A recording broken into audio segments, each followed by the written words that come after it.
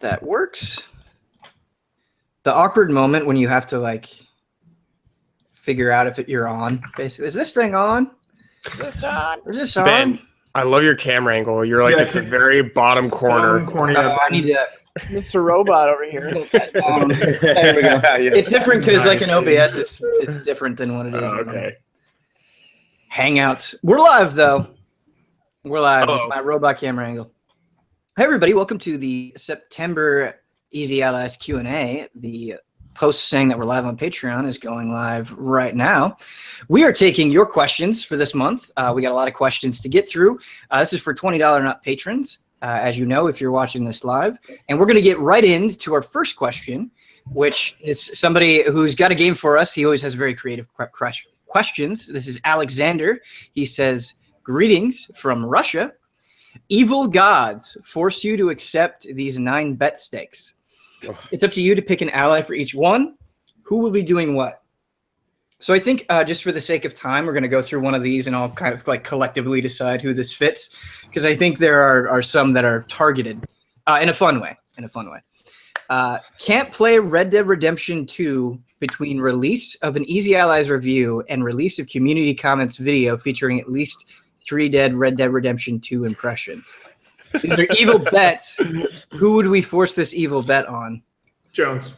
Yeah. It's an obvious. Yeah, exactly. Stab.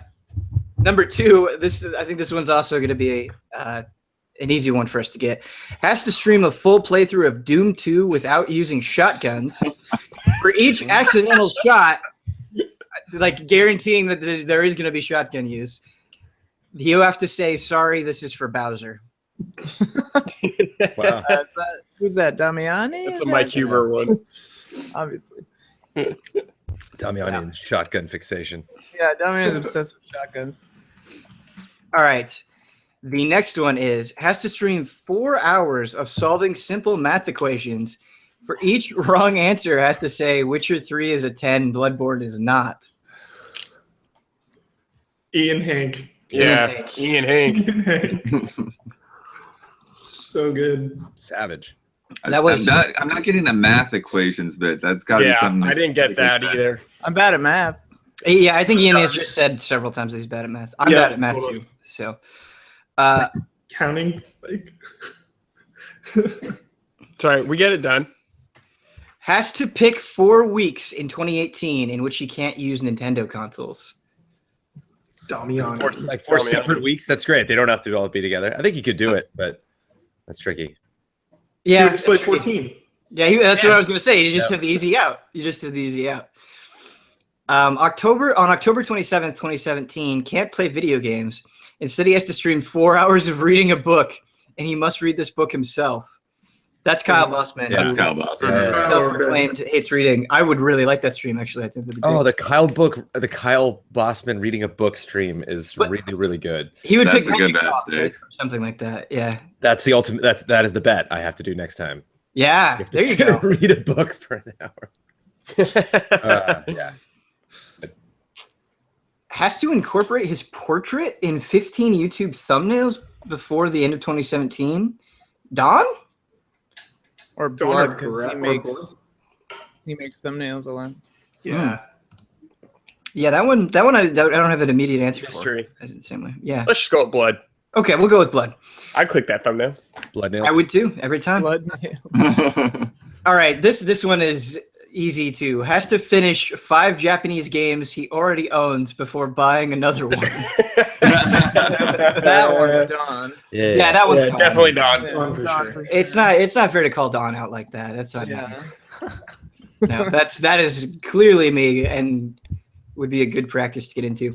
Can't watch Star Wars The Last Jedi during the first week. That would hurt a lot of people. I think it would hurt Huber the most.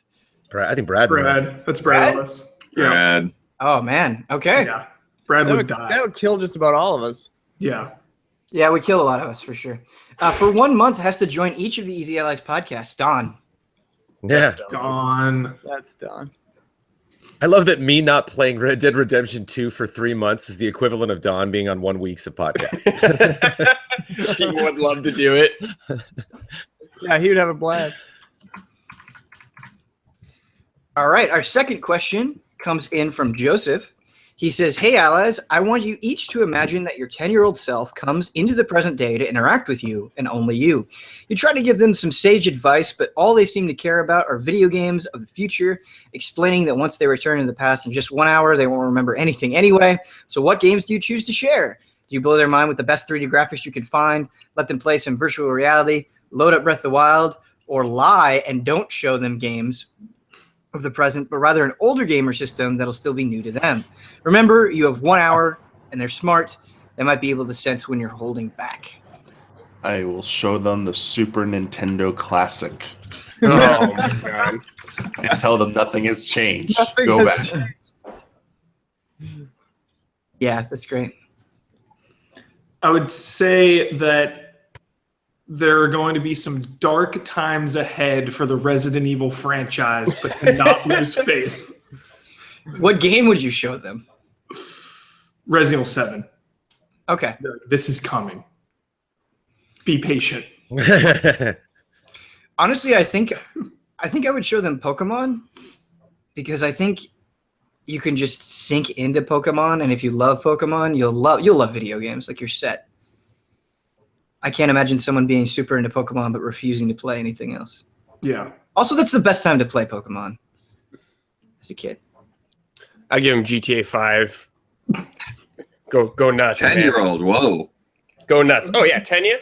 Oh, yeah. We were playing GTA 3 at that age. Oh yeah. We were ripping off heads in Mortal Kombat. Stolen copies of GTA 3 too. Oof. Wait, you stole copies of GTA 3? Oh yeah, piracy was big in the 90s. Piracy's big anytime. Yeah, I was gonna say it's gone away ever since. It's gone now. Whatever. They It's stopped relatively it. mild now. We got but the it. 90s Stopped were it. the best Look at the pool of pirates. digital malfeasance. I love the sequential allies drinking coffee. Like Huber drank, and then I drank, and then Tuttle drank. It's good. Brandon, what would you give God, I don't know. younger you? Well, the thing I keep thinking of is like younger me, I'm assuming is hanging out at my house, and that alone is a trip now. I mean, just like a 10-year-old me walking into the garage and being like, what am I looking at right now? Like, what happens in here? Yeah, it would have to be open world. I don't know if I would go as far as GTA. I don't think a young me is ready for that, but like Breath of the Wild, I think is a good example. You're ready for it, Jones. Something where you Those can are ready. something the tower in the distance, you see that, you can go there. That's the thing 10-year-old me needs to know when it's happening, and to what degree. Just show them Final Fantasy 15, Jones. That too. Well, not 15 also, but 14 is the other thing I was thinking of. Ooh. That like see all these people, And these online people. Oh yeah. Like, I think Breath of the Wild is what I would do too, and then I'd probably pop into Destiny just for a second. Well, and Bloodborne, obviously. I mean, Bloodborne would be the one. The 10-year-old. 10-year-old Oh, yeah. decides to never play video games. They're so traumatized. Oh no, 10-year-old me is way darker than current me. 10-year-old me was listening to Nine Inch Nails to go to sleep. Like it was dark. It was a dark period of time. Portal would be good on a 10-year-old. Oh yeah, Yeah, that's a great pick. Mhm. just all. I of also them. Let's might show not all. show my 10-year-old self anything out of respect. Spoilers. They said that they would Spoilers. forget though, because showing them something amazing would ruin their life because they would just be waiting for it. You know? Mario 64 would be a good one too. Oh yeah. Yeah, I do was, like I was thinking Mario Galaxy. Mario Odyssey would be good if they come in a month. Dude, Like show right VR. then, 10-year-old me, like Mario Brothers 2 and 3 were like probably the biggest things at that point. If you did want to blow their mind right out into the sky, though, VR, yeah. Yeah. VR, yeah. And it's like, I got Genesis over Super Nintendo, so if I Mistake. showed them Super Nintendo, would that change the entire timeline? Then would I not get Genesis and Dreamcast? Like, would I be a different person? Only if they acted on it within the first hour of coming back. Okay. Unless they're lying because they're little monsters, which I wouldn't put past me. 10-year-old Huber, yeah. Yeah. Oh, yeah, I'll forget in an hour. Don't worry about it. Our next question comes in from Mike Hook. Hey, allies, let's talk about marketing efforts and growing your audience. I've noticed you don't push too hard in this field. Why not go further with things like stretch goal streams or go on other podcast shows to promote your brand more often? Also, how do you feel about abandoning the 50K goal of obtaining a studio? Seems like a big financial risk to me. Wouldn't that money be better suited to keeping the company alive and allowing your impressive 0% employee turnover to continue? Would allowing a studio allow Easy Allies to grow in ways the garage could not? Always with love, Mike Cook. Yes to that last question. An affirmative. I appreciate the care of us not wasting money on things that are not important to us, but the office is. We have plenty of time to renegotiate that amongst the allies to just make sure when we're at 49,000, be like, this is something we really want. Yeah, what was the first part of the question? We're not great at promoting our brand. Why don't we do more stretch goal streams or going on other podcast shows more often? We did the stretch goal stream last night, actually, which is fantastic. We had a Patreon drive that worked out really well. I definitely don't want to overdo those. I don't want like the language always to be that of constantly pushing like not only people that haven't signed up, but people that have signed up to increase their pledge. Like I want that to happen naturally. I want people to be excited about doing that. And not it's like it's another week, it's another time to harass our patrons. Radio tends to do it like twice a year, like big drives, you know. But big multi-day drives. I think we do a fair amount of guesting on stuff. I know Kyle's been on a bunch of different podcasts. Ben, I know you've popped up in different places with people. I think we all have different relationships. Like I've been on a couple of podcasts this year. Yeah, but, I mean, in terms of marketing, I mean, we're just ignorant. For the most part. Sure. Oh yeah. We were not marketing people. And like buying ads that have a sufficient reach is expensive, like pretty expensive. So yeah, I've been trying to do better about Twitter the past couple of weeks and do more than just say, oh, video is up now. But right. You know, it's hard. Yeah. I think when you're dealing with Patreon money, and I can like toss this at Ian, but it's like Ian and I just, I like how I include myself in that. I watched him set him up, but he purchased and drove over here and then set up lights that we just added to the set. And that was something that we knew we had like a 99% chance that was going to improve the conditions of Easy Allies. Like that was a smart investment. Whereas like when you get into marketing, it's like we could be spending an equal amount of money and fingers crossed, I guess. I don't know. You know, it's like, is this the right place to do it? I cannot do that based on experience because that has never been my job ever. And so it's kind of just in like same thing as like renting a space for a meet and greet. It's something I'd never done before. And now we're getting back into the year and I'm like calling up the Hilton and they're like, oh, you were here last year. What's up, Easy Allies? And I'm like, see you again this year. So it's like, there are parts that like we're getting used to when the more and more we do them. But that's just like a scary thing to spend hundreds or even thousands of dollars of the hard-earned money that are given to us to produce good quality content on something that like will never possibly come back to that person. Like I gave Easy Allies that money and it just like went out into the ether and I didn't get, I didn't see where that went. Yeah. And like whether or not it's on YouTube or Twitter or Facebook, like the rates are different. And I've run some like ads for various things like Seedlings or the Swords Kickstarter or whatever, and only spending like $100 or whatever. And you get a few click-throughs, but $100 converting to 5 people, you know, or whatever. You have to spend a lot to get a better reach to actually see big numbers, I think. And like the amount of money we'd have to spend, I think, is too much at this stage for like conventional advertising. But yes, I think that going on podcasts that are more popular than we are is a really good thing, and we should do it as much as we can. Stuff like that. Yeah, I guess the thing with that, I totally agree with absolutely everything you said, Ian, but it's just like go on more popular podcasts it's not something that we can just do. It's not like we can schedule next week. We have to build up that relationship. They have to want us on. It has to like, which I admittedly don't know how to do and am terrible at doing, but yeah, these things take time and they're very nebulous and they fall through and all of that stuff. But I do think the question is good. I think we should always be thinking about how to expand our audience for sure. And encouraging our audience to remind us that we need to do that. Right. Does anyone have anything else or are we ready to move on? I'll take that as a ready to move on. This question is from Ace Jackson. Simple question, my wonderful allies. Stemming from a fun conversation, my brother and I had a discussion on who were the better rivals, Goku and Vegeta or Naruto and Sasuke. So what is the best eternal rivalry in entertainment? Make it entertainment to get everyone in on the fun. And yes, Jones, Batman, and Joker is valid. There it is, Batman Joker. Yeah, Batman and Joker. 3, 2, Batman Joker. Yeah. I mean, I really like the Guts Griffith rivalry. Oh yeah, I would nominate that. But Abso. Gizmo Stripe is a strong one, I think. I don't even know what that is. I don't Does know. anybody not know what that is? Yeah, Ben. I don't. I haven't seen Gremlins. Oh, wow. Okay. It's a good one. It's a really good one, Ben. And at Christmas, it's perfect time. Hey, the Gremlins always freaked me out, man. I think that's why I didn't see it. It's a freaky movie, yeah. Yeah. Damiani, I want a hot Damiani take. I can't think of any. I mean, when you said Batman and Joker, I don't know of anyone better than that because that one will never end. I mean, I was gonna say I like Batman and Two-Face more than that, Damiani. You do? Right? I don't know. I guess maybe because I'm just exposed. Personally, to yeah. it.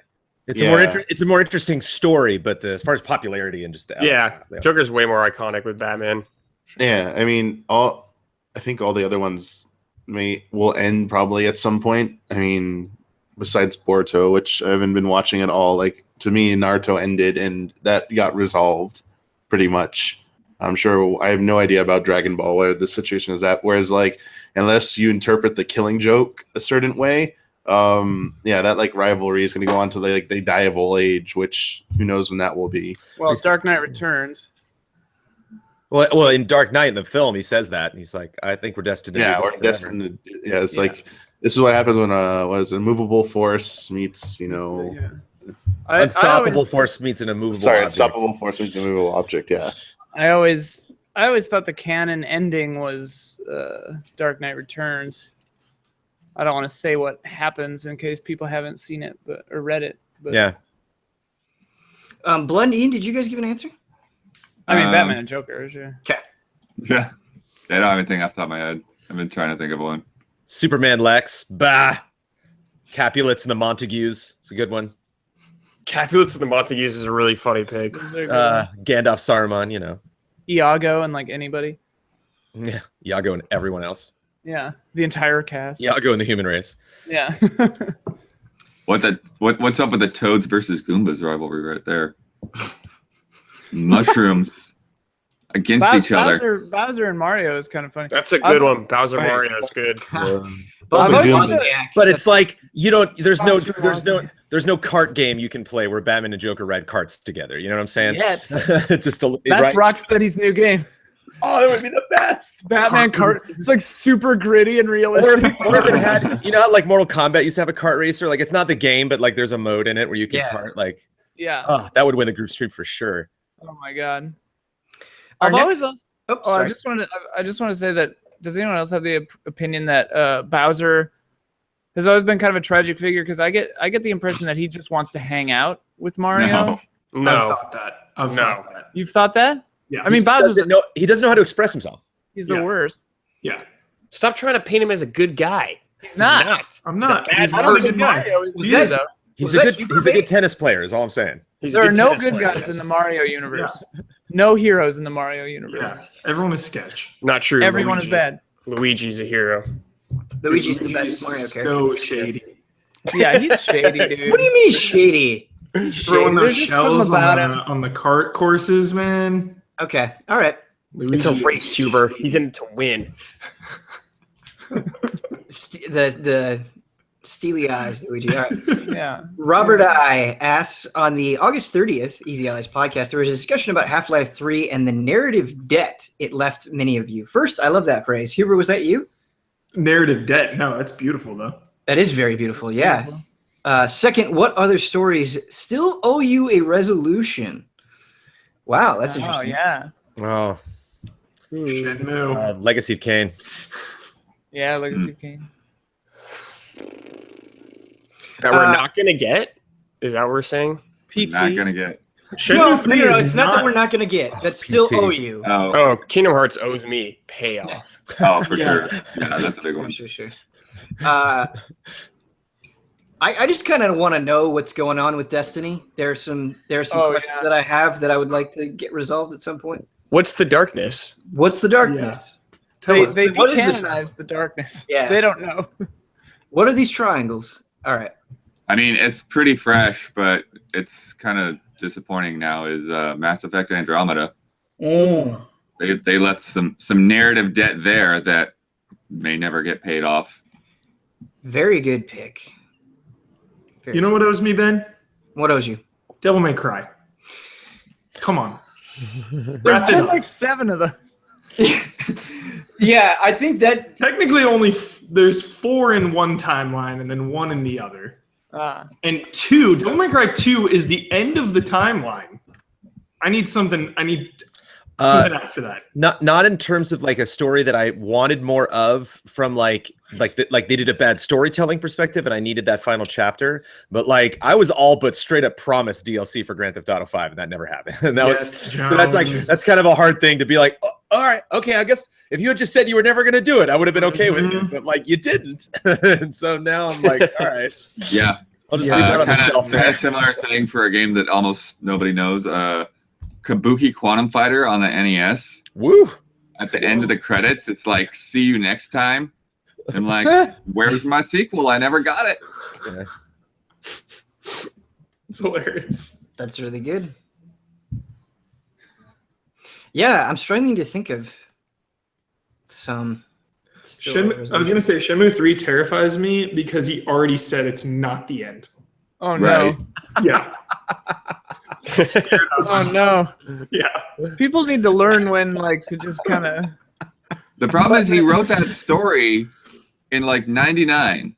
Yeah. Well, he says And he's it's made some big. changes. He admits he has made changes. He's like, yo, it's not the initial, vision that it was. It's this like similar, but he has changed it up a bit. But I mean, Shenmue 4 is like, he said he needs it. So Here's hoping. yeah. Our next question comes in from Andreas. He says, greetings from Germany allies. Middle-earth Shadow of War announced that they have a true ending after the campaign is concluded. You have to grind to see it and conquer many more territories. What do you think about true endings and an extension, good or bad endings, some of the games use to finish their stories? Personally, I like different endings for games where they're appropriate, like Telltale or BioWare games, but in general, I prefer a strong, definitive ending that every player experiences, and I like to be done with the game when the credits have rolled. I really like this question, Andreas. Yeah, Near. Nino Cooney. I feel like Nier you kind of know going in. I think the thing is a lot of games you don't, and so sometimes the ending just kind of leaves you confused. Yes. And like, and one of the like classic examples for me is Chrono Cross, and it's like, oh yeah, they left all these hints about what to do at the final boss, and like, not really. It's pretty obscure. And then they even went so far as to like not let them put how to get the true ending in the player's guide that you've spent $15 on. So it's like you could only like get it from word of mouth if you knew somebody else that played that. It's just it's really, really weird. And like now it's kind of common knowledge, but at the time it was bizarre. It's like, wait, this is it? And then no, it wasn't. Yeah, it's super hit or miss for me. Like sometimes I love it. Like Shadow War sounds cool because open world, you're getting rewarded for doing everything within the open world. It puts more meaning on and emphasis on it. But then I think of Ni no Kuni, where the ending is amazing, and then you have to grind so hard. Like the end game stuff, the true ending stuff is really difficult, and it kind of undermines and cheapens the story for me at least a little bit. Definitely. To me, like it depends on the kind of game you're trying to do. Like Shadow of the Colossus, like that game needs that ending, and that to be the ending. Whereas like my favorite thing is in a game where it's not necessarily like, oh, you screwed up and didn't do well enough, so here's the crappy ending, or like, hey, you grinded for like 30 hours and here's the true ending. It's just like, these are the choices you made, and now here you are. You know, I like that kind of stuff. Absolutely, I mean, but sorry, things like Silent Hill 2 and stuff where there are like 6 endings. I like that too because it's fun because you like collect the thing, but most of those are like funny or like weird, you know. Yeah, I like it most of Chrono Trigger's endings are just goofball. your behavior. Yeah, I don't think what I don't like is exactly what Blood described. Is when you get to the end of the game and that's when you realized that you didn't do the thing that you needed to get to do the true ending, and so let Moira it's like, take the gun. Yeah, whereas if they make it up front where you can. They're clear about the decisions or way you have to play or whatever, then it's like, oh, okay, I know that this is the path I'm going this time. When I come back, I'll make a different choice. This one is super divisive, but it was one of the most rewarding things I've done in a few years, and that's Arkham Knight. That true ending, you don't need it, but it gives you something really... Not only do you get like a really cool story bit, but you also get a really, really cool boss fight as well, because chances are you saved Riddler for last. You know, a lot of people were like, dude, I don't want to do all the Riddler trophies to get the true ending. But if you do all the Riddler trophies, you get a really good boss fight with the Riddler, and then you get also the 100% true ending. So you just have to do the Riddler stuff? Like, what's everything? You everything? You have to do everything, but like 99% of players just are like, dude, I'm not doing Riddler trophies. I'm just not doing it. So that's if you look at my dial of Night, they're the one little like red spot in the corner is Riddler. Like it's always Riddler. Symphony of the Night also had a pretty devious, quote unquote ending. You know that I think in passing is. Like we look back at it now fondly, but I think like at the time, I don't know if I was upset, but I definitely missed it. Like the first time I played Symphony, I was like, that was fun. And then like had to talk to friends and be like, wait, what? And they're like, yeah, the whole thing flips. The important difference for me there though, is that you can go to a save kind of right before you went to the end and still go and get the holy glasses and stuff. Same thing like with GTA you're not 5. Screwed. There's 3 different endings you can do where like lives are on the line, and you can just go back and replay all of them and decide which one you like. Like that's important if you have a binary ending like that where it's like, yeah, if I have to replay the entire game to see it, no, screw you. But if I can just like rewind and do it again, like sure, yeah. Our next question comes in from Professor Metal Gear. If you had a chance to ask one video game developer or director or producer one question, who would it be and what would you ask? Damiani, let's throw this one to you. Oh boy. He's got like a list somewhere, I'm sure. Yeah. Let's see. I'm trying to think of the one I want to ask the most. And I'd actually get an answer. Sorry. Yeah. No, it's okay. I've got one real quick if you like. Yeah, go ahead. Thanks. So mine would be Hideki Kamiya, and I would ask him, when was the time that you doubted yourself the most? That would be what I would ask him. Whoa. That's a good question. I would ask Miyazaki for all of the lore about Ornstein and Smough. Tell me everything. Who are they? Where were they born? Every piece of information. I don't know if he has answers for all that. Yeah. Would you ask how you could become them? In real life? I already became them. Dark Souls 3. Yes. It's beautiful. Which one do I ask? I would ask Tetsu Nomura when this idea came in his head of making the Kingdom Hearts storyline. When did he decide to go off the rails, and what was he doing at that exact moment? He's just making it up as he goes. Like, when did he decide to do that? When was he like, now this? Now this. I would attempt to find the development staff of the original Castlevania. Yeah. That would be a good one. Try to find the right person to ask. That'd be great. I feel, I don't know, like I would have some, but like I think I'd rather like the one I'm going to say is not the one I'd most want to ask because I need to think about that for a long time. That's okay. I respect the deep thought. Yeah, it would probably be something. Yeah, I mean, it'd probably be something related to Zelda, but I wouldn't want to like waste it on something trivial, obviously. Yeah,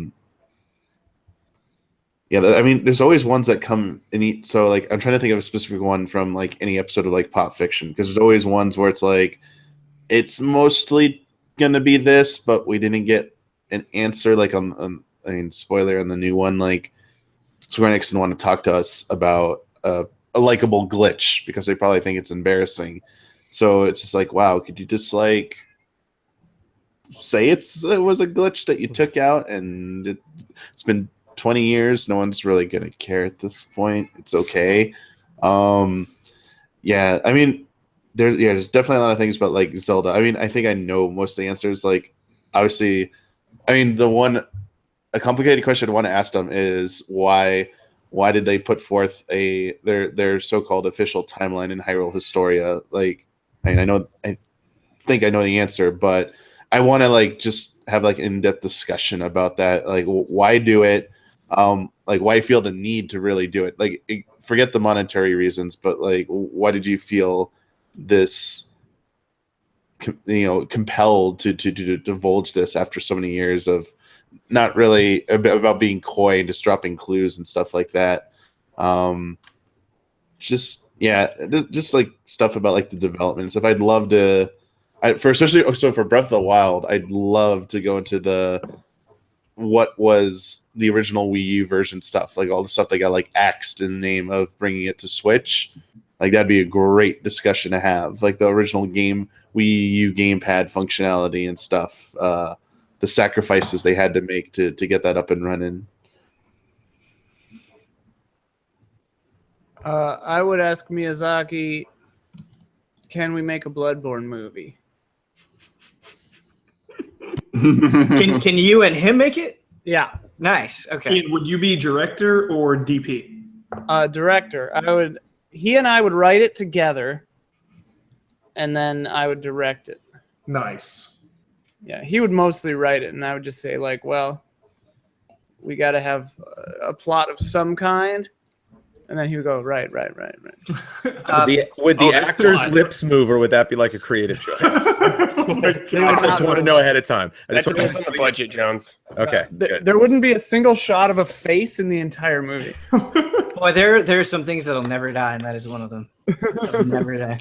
Blood, did you say one? No, I haven't come up with any burning questions. I've been trying to think of one. Okay. We're going to move on to the next question. Yeah. If that pops in your head, let me know. Rebecca asks, hey guys, if you could take any two side characters from a franchise who haven't interacted much or at all and have them star in their own game a la Lost Legacy, who would you pick and what would that game entail? Bowser and Ganondorf. Two different game. Immediately.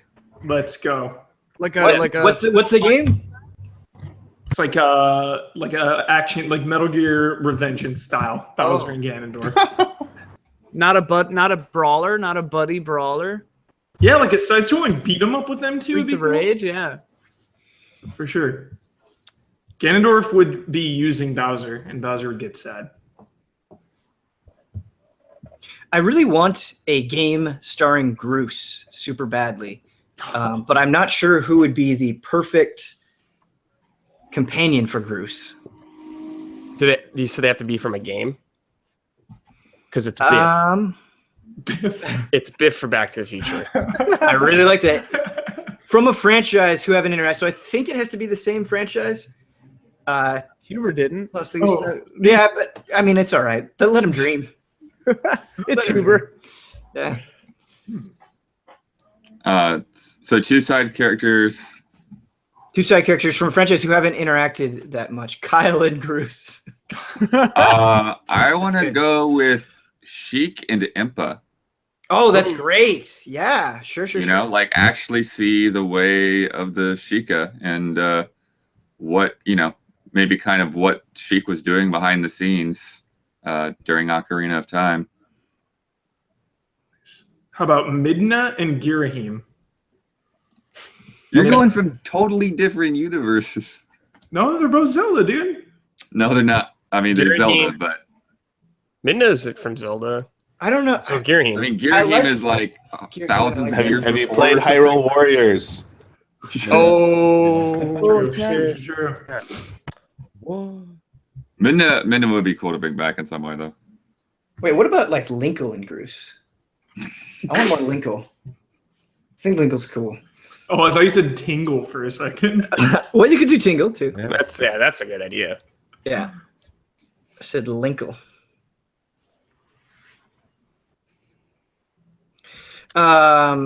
Jones, did you pick one? I mean, Come on, Luigi, Jones. Luigi and Low-hanging Waluigi, obviously. It's good. Simple but good. Jones, you have the lowest hanging fruit that I didn't say because I thought you were going to say it. Oh, I Trevor really want- and Nico Bellic. sure. Yes. Joe's He's like, I not don't that care. Unless, yeah, that's like maybe like back in Liberty City or something. Like that could be funny. I just Trevor and nobody. Trevor's like, I just don't see Trevor teaming up with anybody. Trevor's not a good like co-op partner. Yeah. Oh no. I would love a Way Out type of movie, like a Kane and Lynch co-op with Cyclops and Wolverine. Work Oh, together. but they're like mad at each other the whole It's like- game.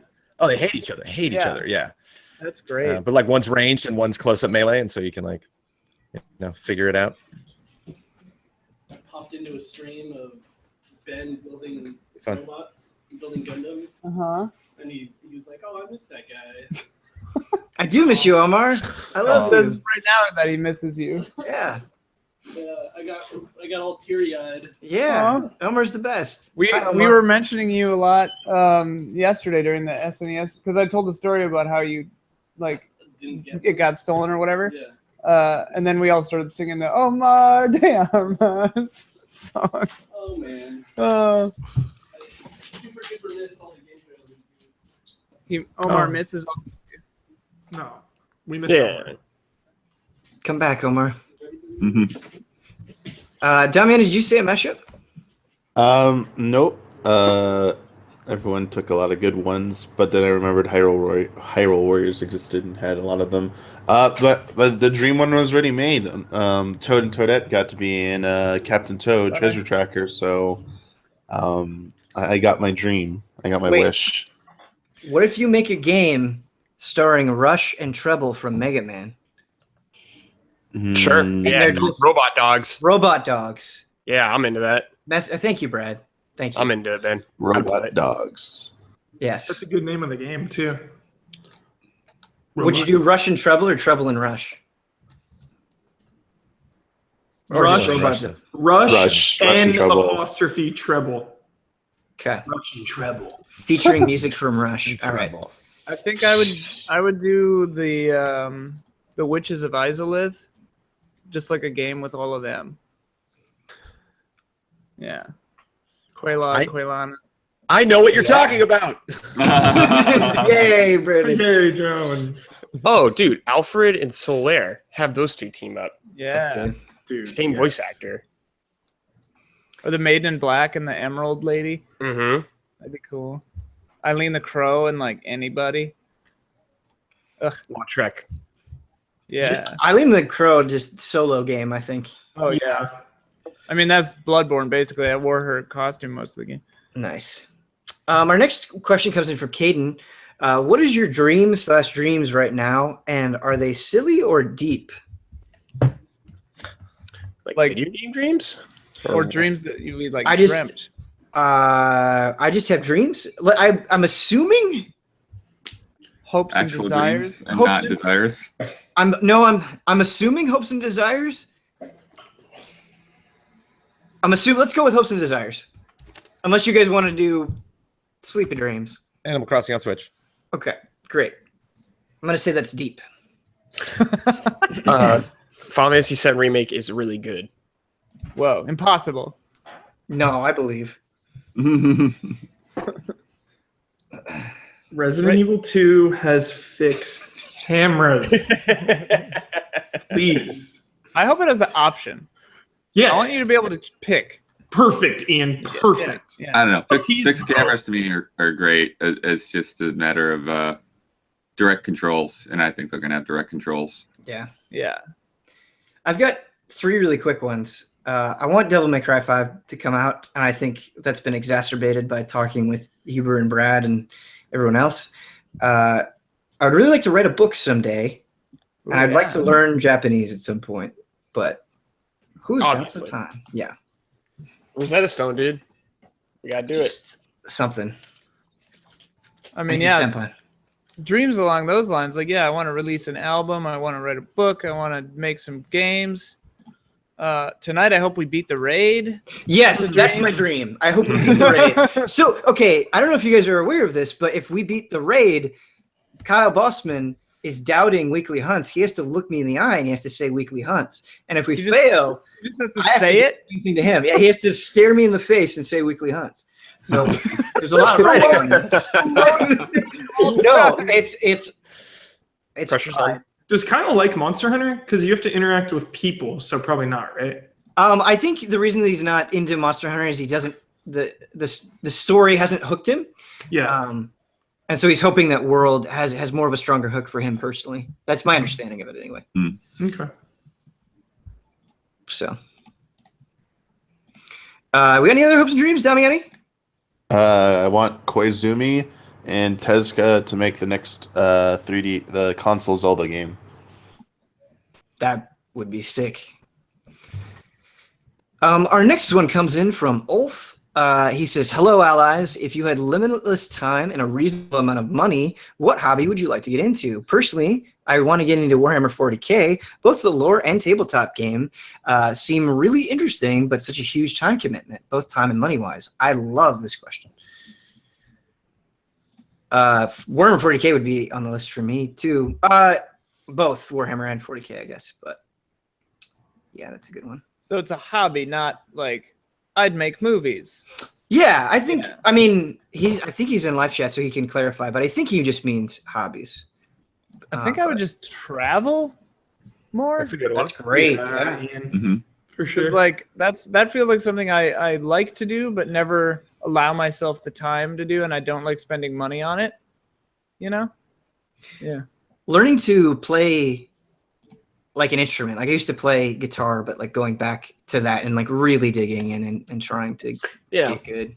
Be good. Being able to buy equipment that I actually want. Right. Yeah. Pretty sweet. Oh man. I would buy an OP1. I would buy like all kinds of stuff. Oh man.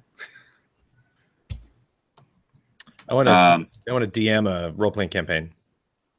We can make that happen, baby. Yeah, I we can can have make them that right happen. now, baby. I'm working toward it right now, but I just don't have the resources to really make it a super big focus. Okay. Yeah. Anytime you want, Brandon. And I certainly don't want the first time I do it to be on camera. That's for sure. Oh, Yeah, can you imagine if it was our group? It'd be so brutal. You like spent months planning something. First episode, we're just like, we're going over here. I bet Joe's would be killer at it. Over there doesn't exist. I haven't thought of over there. No. Huber? I'd get back into like building cars. You used to build cars? Well, like mod cars, not like building up a car. Gotcha. That's Like, cool. Yeah. Didn't you have like a tragic story about Yeah. that? Yeah. Oh man. Yeah. Did you used to street race? Yeah. Dude. Yeah. He was Paul Walker, dude. Fast and Furious. That's Huber awesome. over here. Yeah. That Huber syndrome lore right there. I guess you've got the haircut for it. Yeah, I'm kind of racing haircut. That's a racing haircut. It's aerodynamic. It's aerodynamic. I'm kind of similar. Where like a lot of the things are just like, You yeah. used to street race? Oh no, just things that I used to do. Yeah. That hit you so weird. It was so- Dude, I wish he I did. wasn't sure if you were Street still racing talking to with me. blood. But yeah, it's like getting back into drawing more or music more or whatever. Yeah, so Blood, it strikes me that you, given enough time and resources, you could make some really sick art. Like, I don't know. I can just see some really cool, highly detailed, high fantasy art. But maybe Like that's just what I. Blizzard style what would you art. draw? No, I'm not thinking Blizzard.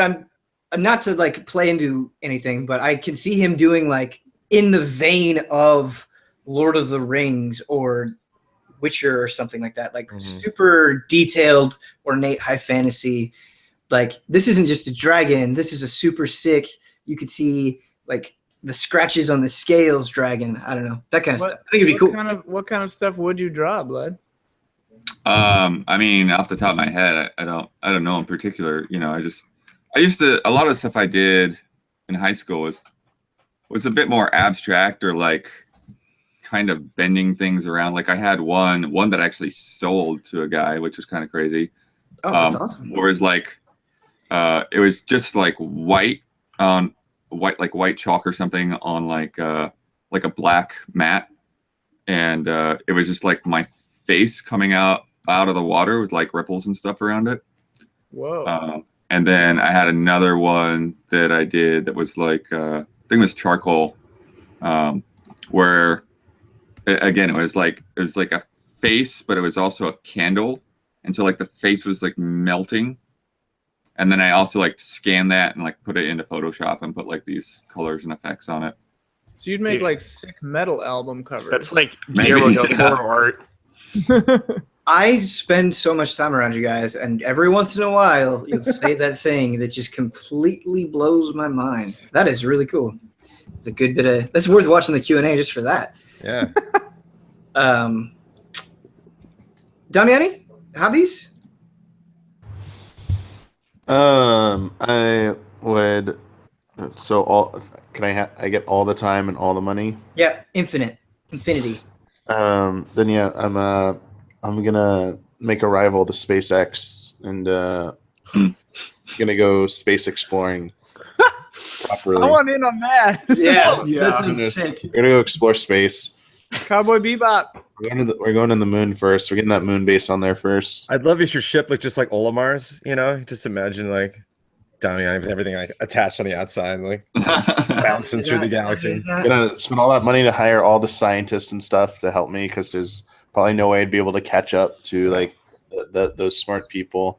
But it'd mostly be like, all right, where are we going first? Like, well, yeah, we haven't been back to the moon in a while, so like let's get that moon base going. It's kind of embarrassing we don't have a moon base yet, so let's start there. Let's get that embarrassed going. about not Kind of embarrassing Embarrassing. that we don't have a moon base yet. We need Yeah, I the mean moon that base. was one of Bush's goals, right? We need the moon I think base. so. We need to send. Yeah, we need to get the manned mission to Mars. We gotta do that. Get me on those Just 'cause- moons. Yeah, I feel Saturn. on a serious note, it's just so weird that we went to the moon in the end of the 60s, 70s, and then Apollo program ended. It's like, oh, we're not going back anymore. We had the space shuttle program just to go up and help with the International Space Station, and then now it's like we don't have a means to go to any of that. We can launch rockets, but no more manned stuff. It's like cool. We're basically like in the Stone Age right now, except for satellite stuff. It's like, oh, wow. Remember, like looking back in the 70s, it's like, wow, they were more advanced than we are in terms of sending people into space because we don't do it anymore. It's like, wow, it's pretty bad for the U.S. I'm talking about. Other countries are trying to get their programs going, but yeah, kind of that it always like bums me out. That's like, wow, none of this stuff's ever going to happen because we just don't do it anymore. Until you come into That's right. so much Now- cash, now- you're gonna Yeah, change. someone's like, here's all the cash. You have the hyperbolic chime chamber as well for all the time in the world. Make this happen. Was it the story though with Apollo that basically people got bored of looking at guys walking around on the moon, and That- so that- like it ended up not being like media-wise, worth the money. That's it. It was also like the cost. Yeah. Because I mean, a lot of that was for the space race. It was driven by politics to beat the Russians. So that is why everyone threw all their resources behind it. If there was no Cold War, that we would not have been on the moon probably in the 70s. Yeah. It would be a whole different history. So yeah, that was a lot of the reason why, and it died off and stuff. It did accelerate that. So one of the positives to come out of such a negative conflict, kind of weird how that always happens. But like, in my lifetime, I wanted to see like a Jupiter base, like orbiting Jupiter, just like, like all the video game movies told me. Probably not physically possible because of the amount of radiation. But Let's do it. Jupiter base. Our next question comes in from Tim. He says, "Hey, allies, with the upcoming Spider-Man game by Insomniac, it seems like we're finally getting another game that gets a comic book character right. Fingers crossed. With that in mind, I have the following question. Which comic book character would each of the allies choose to appear in their own video game? What is the premise of the game that makes it unique and prevents it from being just another bad comic book game? Who should develop it? Bonus points are awarded if your game does not require Arkham-style combat. I like that. You can pitch something that offers interesting ideas besides the combat, for example, the Riddler puzzles in the Arkham games, or it is not a third-person game. All the best." So we're picking a comic franchise to make into a game? Comic book character. Oh, yeah, okay. All right. I'm going to pick Sonic the Hedgehog, Whoa. but it specifically can only reference things in the comic books. It cannot bring up the games at any point. It can't even bring up stuff that is referenced in the comic books in the games, and it has to be a point-and-click adventure game with first-person dungeon crawling segments.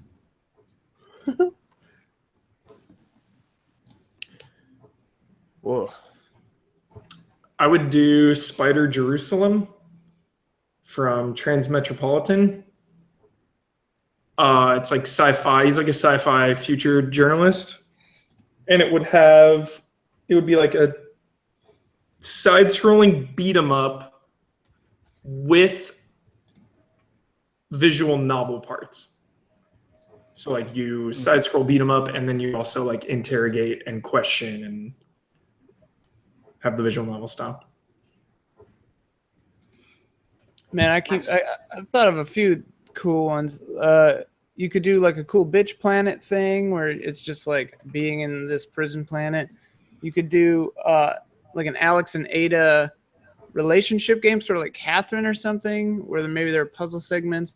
The one that I think would be cool is if you play as Orpheus from Sandman, and it's about like making dreams for people and like going into people's dreams and like traveling around and like just being that character. And there's not really any combat. It's just about exploring around and making dreams and being weird. That could be cool. I have a few. Side scroller beat 'em up where you're Killer Croc. A trauma center style game where you're Doctor Strange and you're operating on people. And like a Super Nintendo turn-based RPG that's just Guardians of the Galaxies. It's all pixelated and stuff. These are all very good ideas. That last one is excellent. The Punisher, but it's like Hitman, but it's not episodic, meaning you're supposed to go through it linearly. It's like Mega Man, and each area is smaller than the areas in Hitman, so it's a little more compact. You can get through it a little bit quicker, but there's 8 of them, and if you go do one, say it's like the medic or something like of this gang, you know, that like you're taking all these people out individually, then if you kill that person, then the other 7 people are now adversely affected by the bonus they got from that one character. But the flip side to that is they now know you're coming after them, and they know they see you recorded, and so they know a little bit more about you, and so the other 7 people are a little tougher to get at now. And so you kind of like whittle them away before you decide, you know, I want number 6 is the last one I'm going to go after. And that person's going to be really tough because by that point, they've really like built up a wall around themselves. And it's like, how can you strategize to take all 8 people down? Whoa. Punisher. This is a really boring answer, but I just want it to exist, so I don't care. I would like Platinum to make a Green Lantern game. And I think knowing Platinum's like flair, I think they could make Green Lantern's power super, super fun. But yeah, kind of a boring answer. Not at all. Not at all. Just get that Justice League game. Let's go. I like this in chat. Pixel Perfect Polygon says, I'd like a game where the Juggernaut starts his own demolition company. That's a good one. Yeah. That's a very good one. This is a more bizarre one. Like a South Park style RPG based on the Far Side. Yeah. Just have, you know, because it's like it's got that social commentary, but then it's also got like all these, you know, stuff like in the artwork to support that, and so you get this kind of bizarre landscapes and stuff sometimes, or you know, just things that you look around and like, oh, now I get the joke. So yeah, could be fun to have that in a 3D world where that stuff all kind of mashes together. That Juggernaut Demolition Company one has me thinking about like old Logan Wolverine, like just selling knives. You know, just trying to have a normal life, just going door to door. I want to see him like on the job site talking to employees and stuff like that. Yeah. This is how you smash it.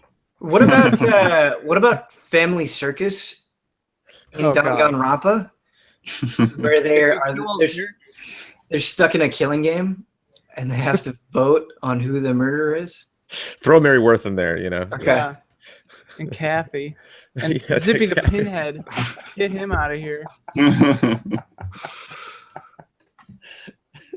Dilbert too, why not? Yeah. Dami, did you say one? No. I got jokes. I mean, I put Mr. Freeze in Splatoon. Okay. I got jokes. But they would replace his freeze gun with like the ink, and he'd just be like, "What's going on, What if they didn't replace it though? Dora? What's going on?" He's like really mad about it. He's like, "Where did my ice go?" He's like, "Cool off," and ink comes out, and he's like, "What is this?" He's just completely confused about his situation. You put a young Xavier into the Phoenix Wright series. It'd be over really quick. Everything would just be like, your mind objection. But then like you'd still lose the game because you couldn't like present the evidence, because even though you could read their mind, know they're lying, it's like that's not an option. So just be like Xavier getting really angry at every like the rules of the game, just being like, oh, why? That's why he goes and starts the X-Men, because he couldn't do anything in the criminal justice system. Excuse me. Thank you. Our next question, I'm going to butcher this name, I apologize, is from Ariellen. Bonjour, allies. I understand that Kyle doesn't want to do the final boss bit anymore, and you guys don't want to do countdowns again, and I'm okay with it. But what about mandatory update? I will not believe that Kyle doesn't want to write jokes about video game news, and last time you were talking about giving a show to Huber. So what do you think about the return of mandatory update with Ian and Huber hosting? It doesn't have to be weekly, but consider it. I mean, we don't have a set or a desk or anything, but like We don't have a lease. yeah. And Bossman wrote like maybe 3 jokes per episode tops. So yeah, Elise was kind of the heart of that show. Sure. It'd be fun to do like a one-off though. That'd be fun. That would be fun. So things could happen, but nothing's happening right now. Never say never. Never say never. Our next question comes in from Brad, and I'm sincere here. This might be my favorite question ever asked in a Q&A. It's very short. If I sent you a kitten, what would you name it? Disclaimer, I'm not planning on sending you any kittens for real. That's for Brad or for everybody? No, that's For everybody. It's from It's from Brad. Yeah, his name is Brad. He's asking us if you sent us a kitten, what would you name it?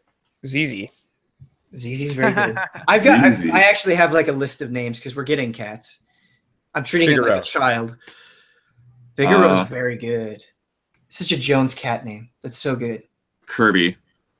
Kirby's good. I would name mine Dander because I'm very allergic to cats. Yeah, that's the thing. Like, yeah, my wife's allergic to cats too, so I probably will never have one. I really like the name Moogle for a kitten. Moogle.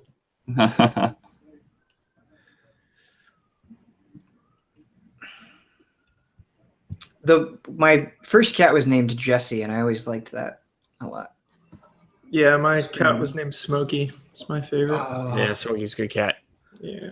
I bet Smokey was a good cat. Oh, Did you call it Jesse like that? No, it was more like Jessie. Oh, Jesse. Jessie. Oh, Jessie. Jessie. Oh, Jessie. Oh. I'm going to guess that the sirens I hear are coming from Brandon. Yeah, they have to be. I live in a dangerous neighborhood.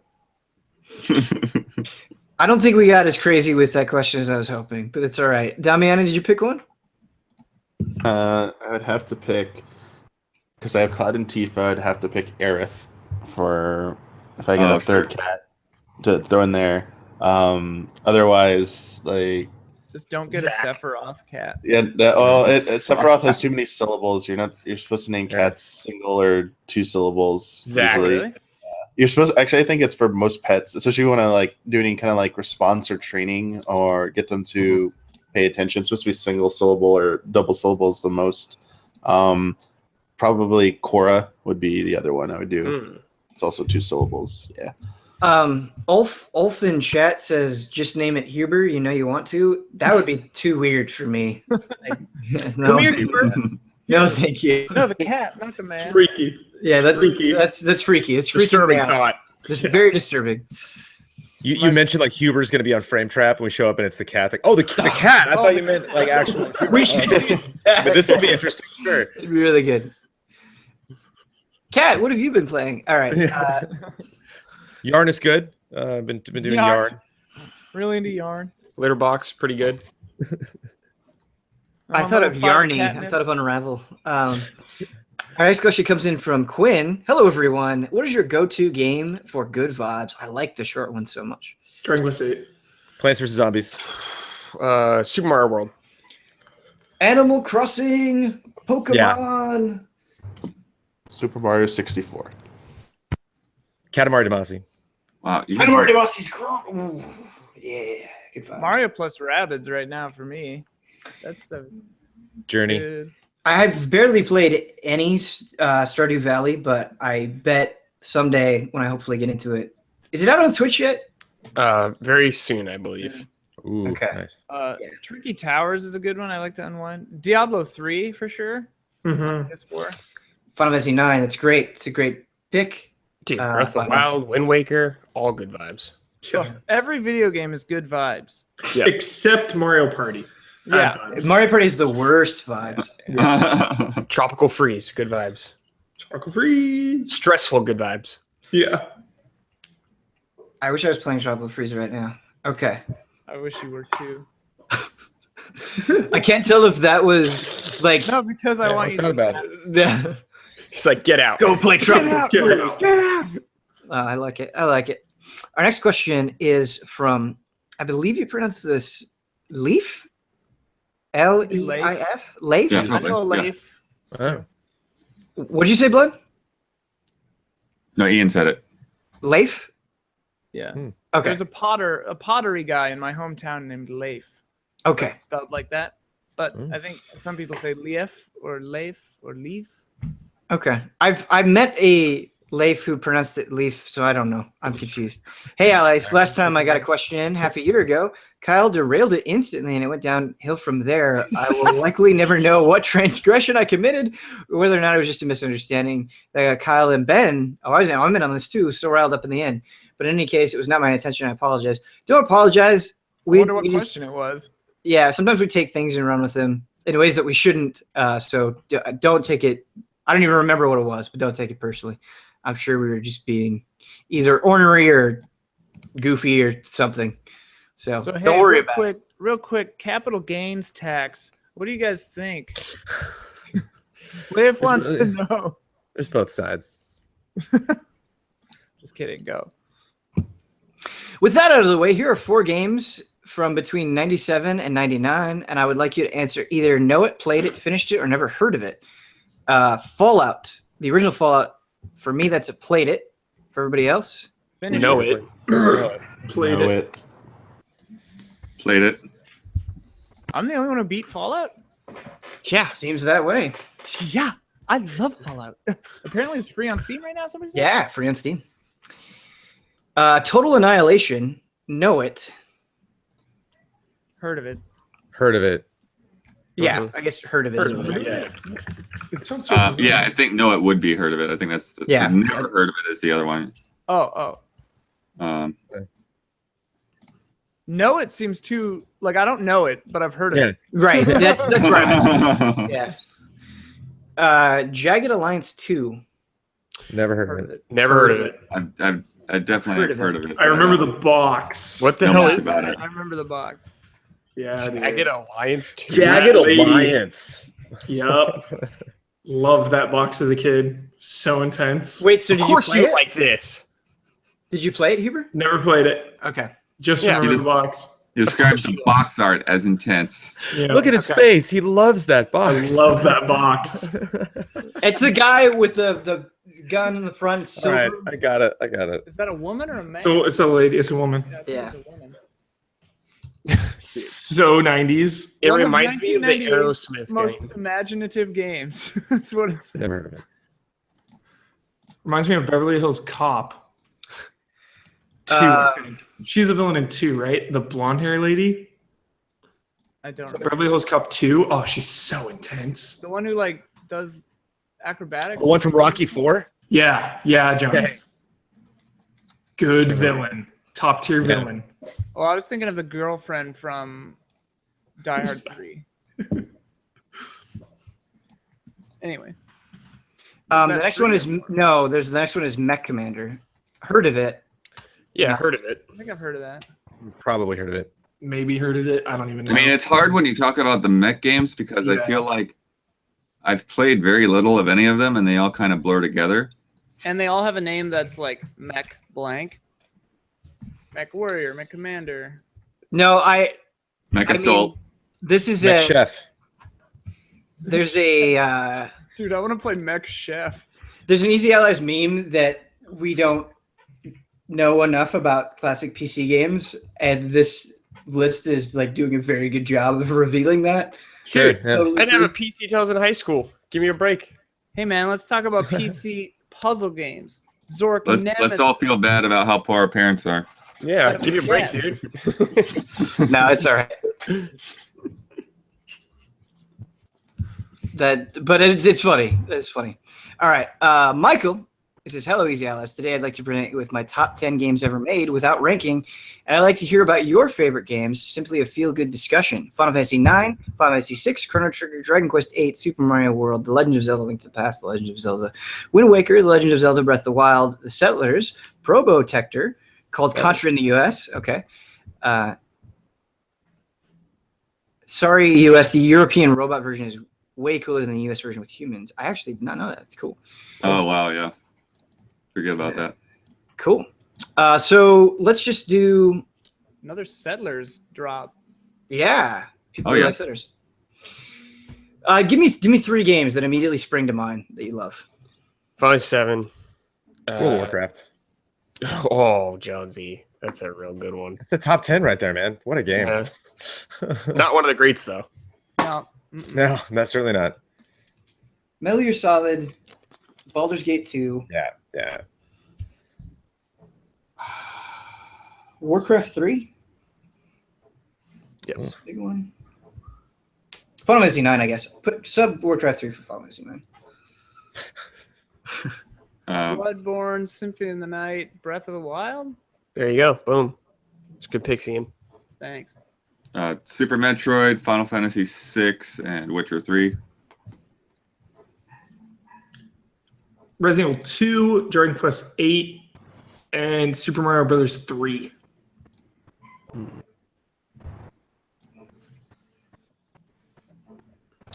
Okay. Next question comes in from Not Jack. Did we get Damiani's? Oh, I'm sorry, Damiani. Super Mario 64. It's always Super Mario 64, A Link to the Past, Metal Gear Solid, and then like Final Fantasy X usually like Right up in there, there. bumping. Yeah. Not Jack says, greetings from the USA, allies. What are genuinely no memes, unpopular video game opinions each of you have? I think it's easy to say all games are great and play what you want to play, but I love when each ally gets real about their gaming preferences. I do not like The Last Guardian at all. Same. I wouldn't call that an unpopular opinion. I mean, that's like 50-50. I mean, it was our split, I feel. goatee, so it It seems eats me unpopular. alive that was our goatee. It like makes me like so sad. It's like Hearthstone Langoliers for chewing you. on your flesh. I've got 2, both one that I think is like I think it's really, really good, and one that I do not care for what I've played of it. I don't like Golden Sun at all. I've tried it several times. I just couldn't get into it. I'm with you, Ben.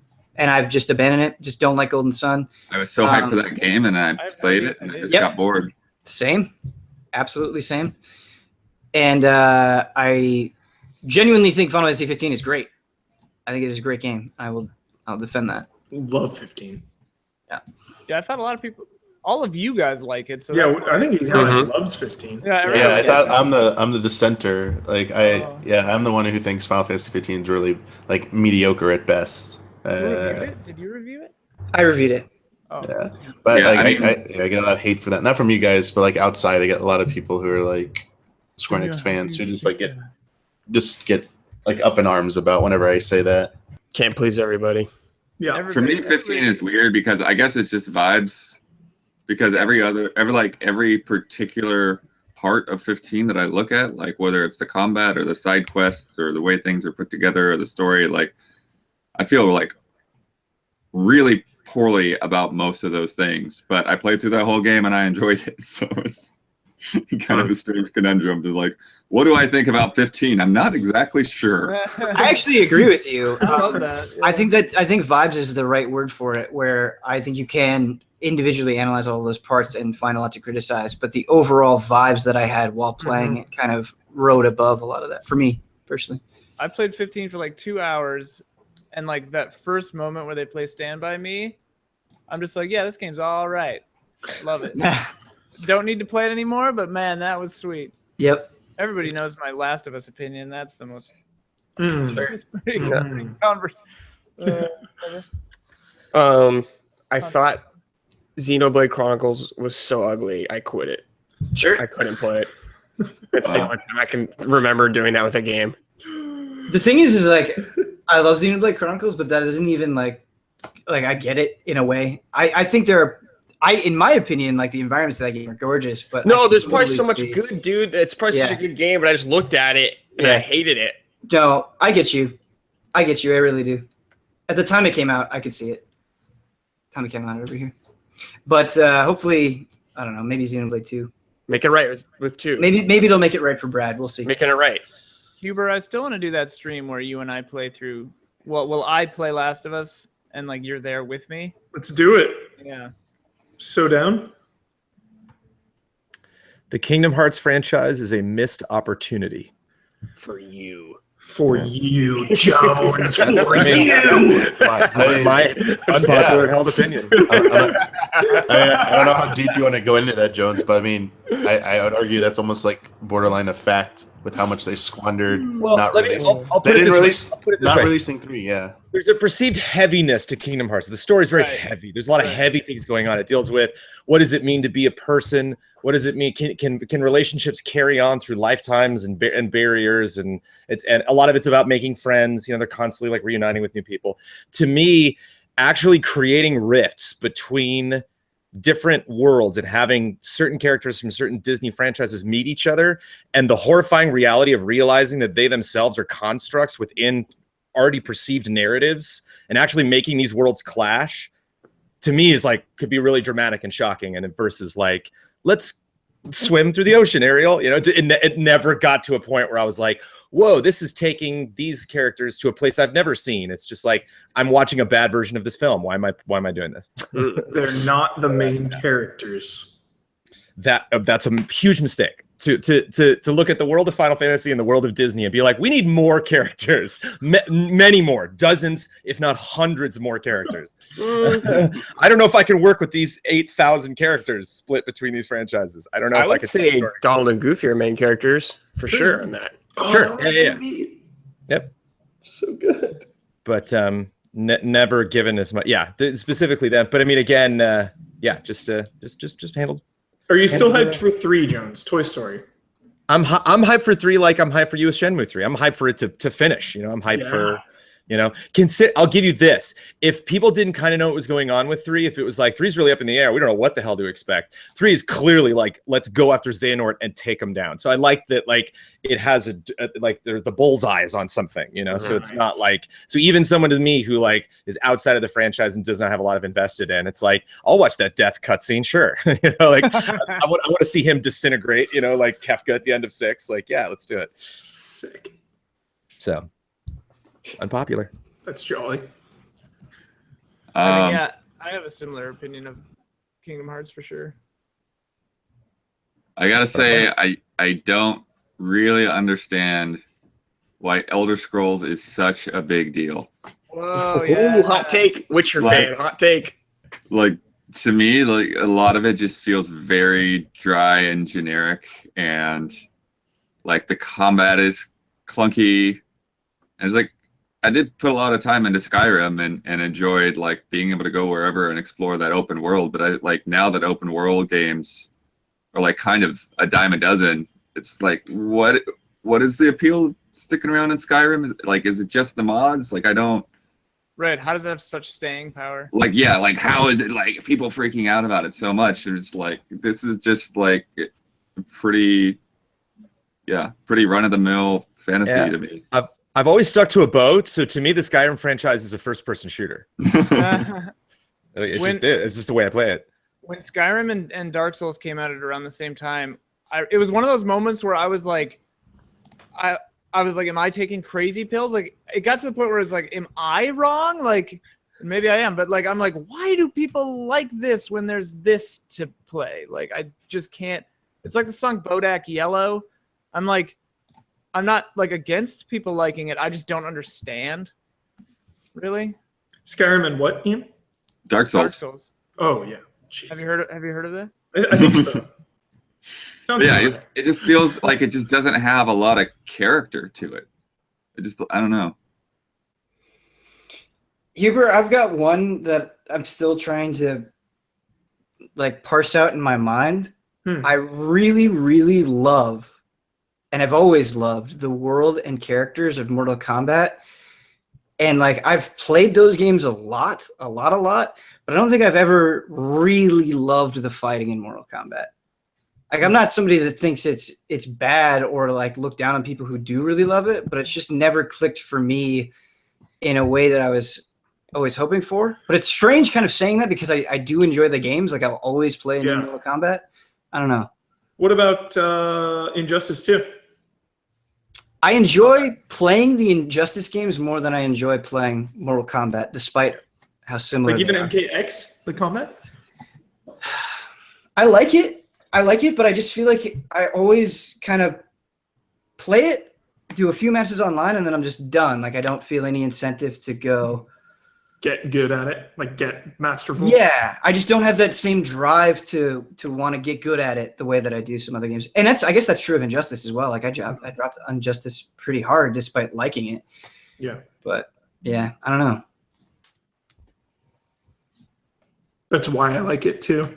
It's like a little, there's like less to learn, I guess. I thought you meant you liked it because Ben didn't like it. Oh no. Like Street Fighter is so intimidating, you know, you jump in, it's like so intense. Yeah, like, but I feel like Mortal Kombat, you can go in and just like throw some spears, you know, throw some freezes. For sure. It's like, I think the way, and maybe I'm just used to it more. It could be that. It could just be like spending time with things, I guess. I'm just used to quarter circle motions more than like the like tapping the directions of, and just the way the characters move in Mortal Kombat. It's like a little bit stiffer. I don't know. I gotta try to figure out that feeling. For sure. I think I'm doing a great job of explaining it. They're so different. I love it. Are we ready to move on? Yeah. Thank you for that, Not Jack. Yeah. I still really want, we talked about this a while ago, Ben, like a Mortal Kombat Street Fighter guest character, you know? Yeah. So cool. So cool. I mean, they did such a great job, I think, of bringing Akuma to Tekken that I want more of that. And like taking these characters and having them stay true to themselves, but adapting them to these new mechanics and new styles. Yeah. I feel like that works better with Street Fighter characters going into other games than characters coming into Street Fighter, though, for some reason. Street Fighter seems like a very rigid reality to me. Whereas Mortal Kombat, it's like, yeah, you could throw whoever you want in there and it's fine. You know? Oh, you're just saying from a Like a style and tone standpoint, yeah. Gotcha. Sure. I get you. Like Akuma in Mortal Kombat, you're like, sure, that would work. Sub-Zero in Street Fighter, you're like, what? I would want Akuma in Mortal Kombat to do a raging demon and they just like erupt in blood. Oh, Yeah. that's so sick. Yeah. Be very into that. Like a demon would come out. Okay. It would like knock you in the air, blood would go everywhere, and then a demon would come out and like chop you up or something crazy. Okay. Did you ever put Michael Myers in Mortal Kombat? Not Michael Myers, Leatherface, Jason Voorhees. Because I remember, I just think like, because your favorite thing about like the slow stab, like that would be such a crazy fatality where he just like walks up to you, grabs the back of your head, and stabs you for like 30 seconds straight. Ooh, I like this. This from Mezzers. I'm hoping for Kazuma Kiryu and Tekken. That would be so obviously perfect. Yeah, it's beautiful. Our next one comes in from Jai. Says, gaming has some great characters, but sometimes the connection between them can feel a little forced or perfunctory. What are some of your favorite relationships in games? Could be friendships, family, romantic partnerships, even enemies. And I'm realizing when I launched the next question, I feel like I cut you off, so I apologize. Oh, no, I was done. That happened. I was done. All right. Joel and Ellie. Man, oh man. It's good. Because so much of my other favorite characters that I can think of, Locke and Celes just popped in my head from 6, but it's all based on writing. And the actual storytelling is just kind of like, well, this one character's here. It's kind of like we're staging a play. It's like you stand there, and then maybe go over there when you're angry, and then you stand over there. Whereas I was controlling all of that in Last of Us. And so it wasn't like I was watching a story being told. I was like right in the middle of these interactions, and I would find myself, we were talking the other night where like, Blood, you were saying in Super Metroid, you would like go and like kneel at certain, places or point your gun at certain places to kind of like, play the role every step you took as this character. And I definitely felt that way going through that game, as far as like things she would say to me and the way I would respond. If Joel was about to talk, I would stop and turn to her, or if he was like, kind of angry with her, like I wouldn't, and to make those like instinctual, like body movements, like while watching that storytelling was very cool. I like the relationship between Noctis and all the other 3 guys that they had during 15. All felt really genuine and natural. So like real friends, Except the spoiler alert part when like they all get weirdly, or Gladio gets like weirdly mad at him. Because he's being a little punk. That's why. Yeah. I remember that part though. I was like, what? Friends fight, dude. Like, chill out, Gladio. Let's just hang, man. Since I played it, I've always really liked the relationship between, and I've said this before, Welkin and Alicia in Valkyria Chronicles. I think they do a good job of making it like affectionate and sweet without making it too cheesy or like going for all of the cheap things. It just you see these people interact and you're convinced like, of course they like each other. They work so well together. They genuinely care about each other. And I don't know. I want more believable relationships like that, I think, in games. For me, the biggest ones, I think, maybe in my whole life were in Suikoden 1 and 2. The main character and they always have like one other character that they're really close to that things get complicated with. In one of them, there's like a resistance leader. And I remember like being really impacted by that storyline, her storyline. Yeah, man. Oh, Suikoden. Those games are so good. This is kind of... Oh, sorry. The first two, just the first two are the best. I gotta Ian, I feel like when I get around to those, I want to play them with you because like you know what's up. Anytime, man. I would love that. Those games are so wonderful. You'd like them. You'd really. I totally. Based on everything that's everyone said, they still look really good. We should do it. We should do like a 1 and 2 playthrough. This is a bad one, but I really like the Star Fox relationship. Like I like the relationships between Fox and Peppy and Slippy and Falco. Like it's super shallow. It's like super generic. No, that's cool. But it wouldn't be Star Fox if you didn't have Falco chiming in and saying something snarky, or Slippy freaking out. Like those relationships make those stages so much more memorable, even though like there's nothing to them. They're really paper thin. But yeah, I don't know. I like it. Oh, sorry about go. Yeah, I'm definitely gotta say the relationship with Geralt and Ciri in Witcher 3, like that was one of the things that kind of impacted me, is like having that father-daughter relationship, and actually like and having the ability to shape how that goes. And I really liked there's that moment which I think I can say without really being a spoiler if you don't understand the context, there's like a snowball fight to just kind of ease the tension of everything that just happened. And it just felt like just such a great decision of like, yeah, let's just get our mind off of things and like just kind of reset and like don't blame yourself for all the stuff that goes on. And I just think, yeah, just kind of trying to instill that kind of coming of age, and like, you know, like you can be independent, you can make your own decisions, and go how you want to go. Yeah. I thought you were going to say Geralt and Roach. That was actually my first thought, was like player horses, like Shadow of the Colossus or Zelda Breath of the Wild. I was like, my horse, I feel very emotional about my horse. Oh, dude, yeah. Shadow of the Colossus, your relationship with aggro. Yeah. I remember playing Red Dead, and the first time I called my horse, and it was a different horse. I was like, "What? No, that's what? Is that my horse? My horse was just gone." Like, all right. And I didn't get a deed for the horse I had. It was like the first horse they had me catch in the game, and so I just had this horse for hours and hours and hours and hours and hours, and then it like didn't die. I like, you know, it was back at home. Like I don't know why it just glitched and like gave me a different horse, but then I never got that original horse back. And then it was like it wasn't a kind of thing where it's like, well, I'll love this horse now. It was like, well, then now I don't. Okay, I'm totally going to distance myself from every horse in this game, because who knows what color's coming at me today. That's brutal. That's like a half-star penalty right there, baby. Yeah, clearly. Two, one of them's kind of jokey. Agent 47 and his silver ballers. It's my kind of jokey one, but also like weirdly serious, because like he's a hitman and he gets stuff done and he gets kills. So like those are iconic, you know. It's like Ebony and Ivory style. Oh, I was like, what the hell are you talking about? Yeah, it's like garrote wire. His two silver pistols, the silver ballers. And my favorite moment in that entire franchise involves those silver ballers that I will not spoil, but people will know. And then my real answer for sure is GTA 5. All three of those characters.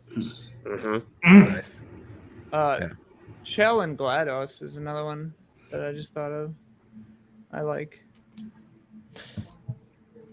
Huber in Sweeney Todd, the Broadway musical that Johnny Depp was in, when he gets his blades back, he says, "These are my friends." He sings a song about them. There it is. Yeah, 47. Strong friendship for sure. Yeah. Ulf in chat said Nate and Sully, which is one that That's a good one. I Yeah. don't think I'll ever get sick of. That's a Nate good one. and Elena. And Elena's great. I don't want to say specifics, but the prologue of 4, all of that I really liked. I don't want to ruin it for anybody who hasn't played it yet, but there's the epilogue. Sorry, the epilogue. There's a third character that comes in, and his interaction with Nadine and Chloe, I think, is really good. So in Lost Legacy. Legacy, yeah. That was good. All right, I got a lot out of us. Next one comes in from Angelo. He said, "Happy Kraken and salutations, allies." Wait, One. maybe he saved it and then put it in now. I don't know. But Happy Kraken is always a good way to start a question. What place in the world you haven't been to yet would you like to visit if you had 30 days vacation? Would you bring any game with you, or would you just explore the place nonstop? Really like this. New Zealand for me is where I would like to go. I would bring a game with me because I can't deal with like being on a plane without a game or something. But yeah. For me, yeah, United Kingdom, Scotland, Ireland, probably Norway. That whole I'd go around that whole area. That'd be great. I haven't hit that yet, and I'd bring my Switch, obviously. Mm-hmm. Japan. Nice. I don't need to bring any games because I'm gonna buy all of them. I mean, where not to go? Geez. Yeah. I mean, I think Ireland is probably next on the list. Australia's a good one. Australia's a bad one. I've heard horror stories about the spiders there, man.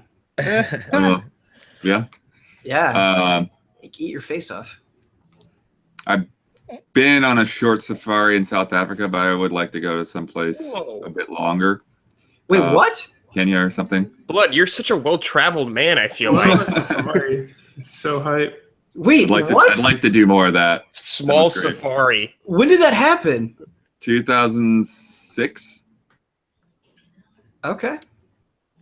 Send your Blood on a Safari fan art to Izzy. Please send Blood on a Safari fan art. That'd be awesome. No, to community showcase. Yes, actually, Yes. one of the coolest moments. Yes. I was. We went out when we got there. We went out the first night on the jeeps, and they're like, here's you can get on the spot start shining a light around. I start shining a light around, and then boom, right there is a big old rhino.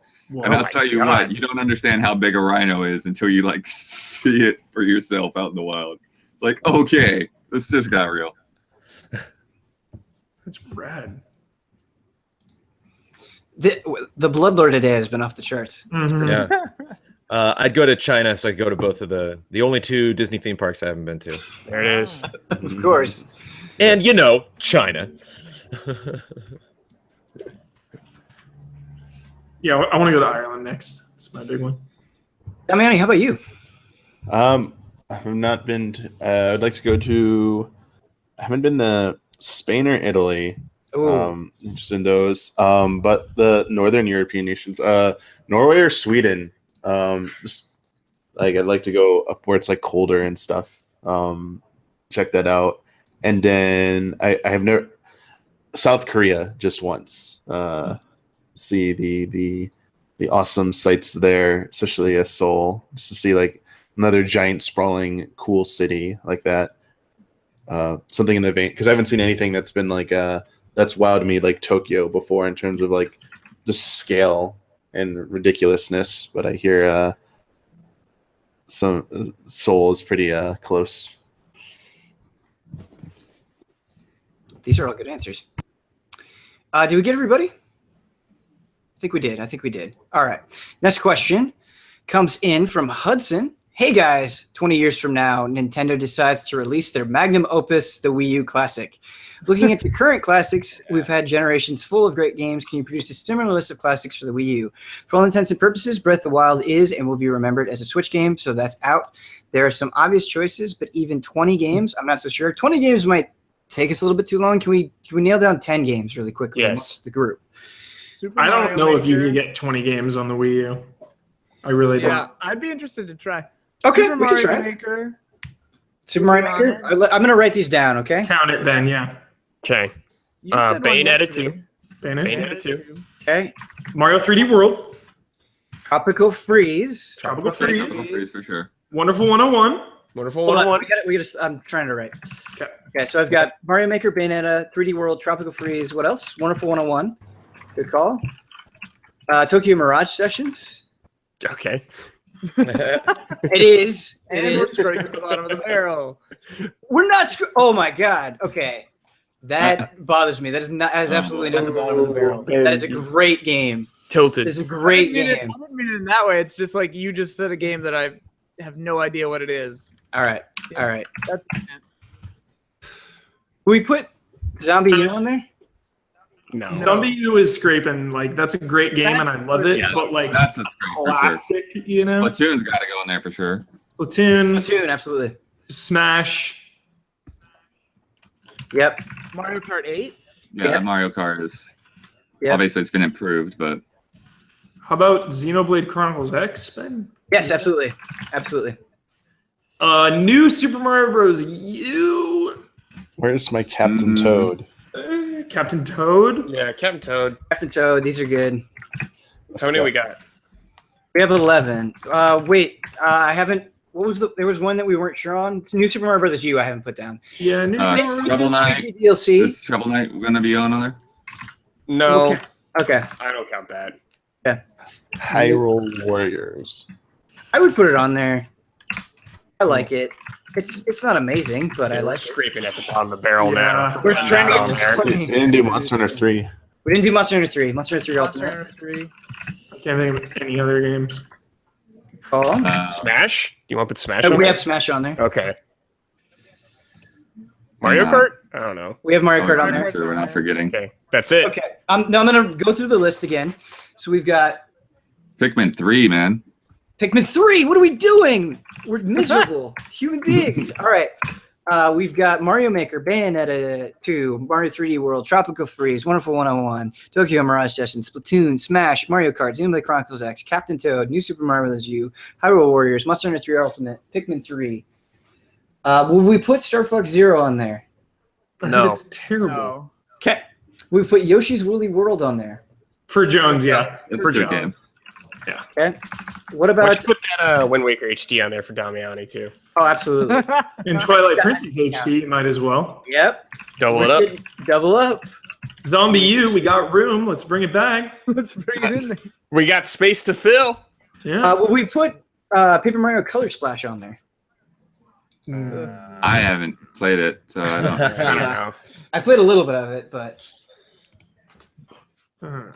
Monster Hunter 3 Ultimate, was that in there? yeah, we put Yeah. that on there. My connection's getting a little squirrely. I'm gonna bail. I'll be right back. What about Kirby and the Rainbow Curse? I like that game. Okay, going on. Do you have Xenoblade Chronicles and Xenoblade Chronicles X on there? Xenoblade Xenoblade Chronicles is, is just Wii. yeah, that's not Wii U. Um, And then Rayman we're Legends. not really Pokken fans. I think Rayman Legends would Rayman work. Legends. Oh yeah. The Wii U version is different than the others. Okay, I don't know if we just The Wii named U version's 20 like the best. Yeah. I don't know if Batman we. Arkham Knight, Arkham City. No. Yeah, the badass edition. Watch Dogs. Sonic Lost World though. It's kind of considered. All right, so here's what we got. Let me know if there's anything you want to remove or add. We have 20 games: Mario Maker, Bayonetta, Mario 3D World, Tropical Freeze, Wonderful 101, Tokyo Mirage Session, Splatoon, Smash, Mario Kart, Xenoblade Chronicles X, Captain Toad, New Super Mario Bros. U, Hyrule Warriors, Monster Hunter 3 Ultimate, Pikmin 3, Yoshi's Woolly World, Wind Waker HD, Twilight Princess HD, Kirby and the Rainbow Curse, Rayman Legends. I would count Super Luigi U with New Super Mario Yes. Bros. U. That's DLC. Well, that's the entire Wii U library, so That's pretty much it. Yeah. we're good. Yeah. Is there anything? did it. Oh, what about Nintendo Land? We could. No. Okay. No. All right. Okay. All right. How many games is it? Nope. It's 20 games. We did 20. Oh, we got there. We Yeah, got there. Wii U. Yeah. No. Good job, Wii U. Good My for the favorite Wii U. was the Nintendo Land shutdown. That was beautiful. Yeah. All right. Thank you for the question. That was fun, Hudson. Silent Consonant asks, "Hey guys, what's a weird food concoction that you love?" Oh, I've got a weird one that I almost don't want to say. There are standard ones: chips on a sandwich, dipping fries in a milkshake, peanut butter, and pickles. I want to know your strange and beloved food concoctions. Is Junior Mints and popcorn weird? No, I think that's That's awesome. not weird. I love it. Not weird enough, Huber. Yeah, not weird enough. In terms of things that I've come up with myself, I do what I call ramen salad. So like I'll make like a regular salad, like, you know, tomatoes and mushrooms and like all of that stuff. And then I'll like cook just your like basic ramen. And then I'll put a little bit of the ramen like juice or whatever in there. But I'll drain most of it and then I'll put the ramen on top and then I'll put the like Italian salad dressing on top of the whole thing. Blood lore. The 46K stretch goal is blood lore. Hard copy book. Hard copy. Signed book. Yeah, Signed book from what?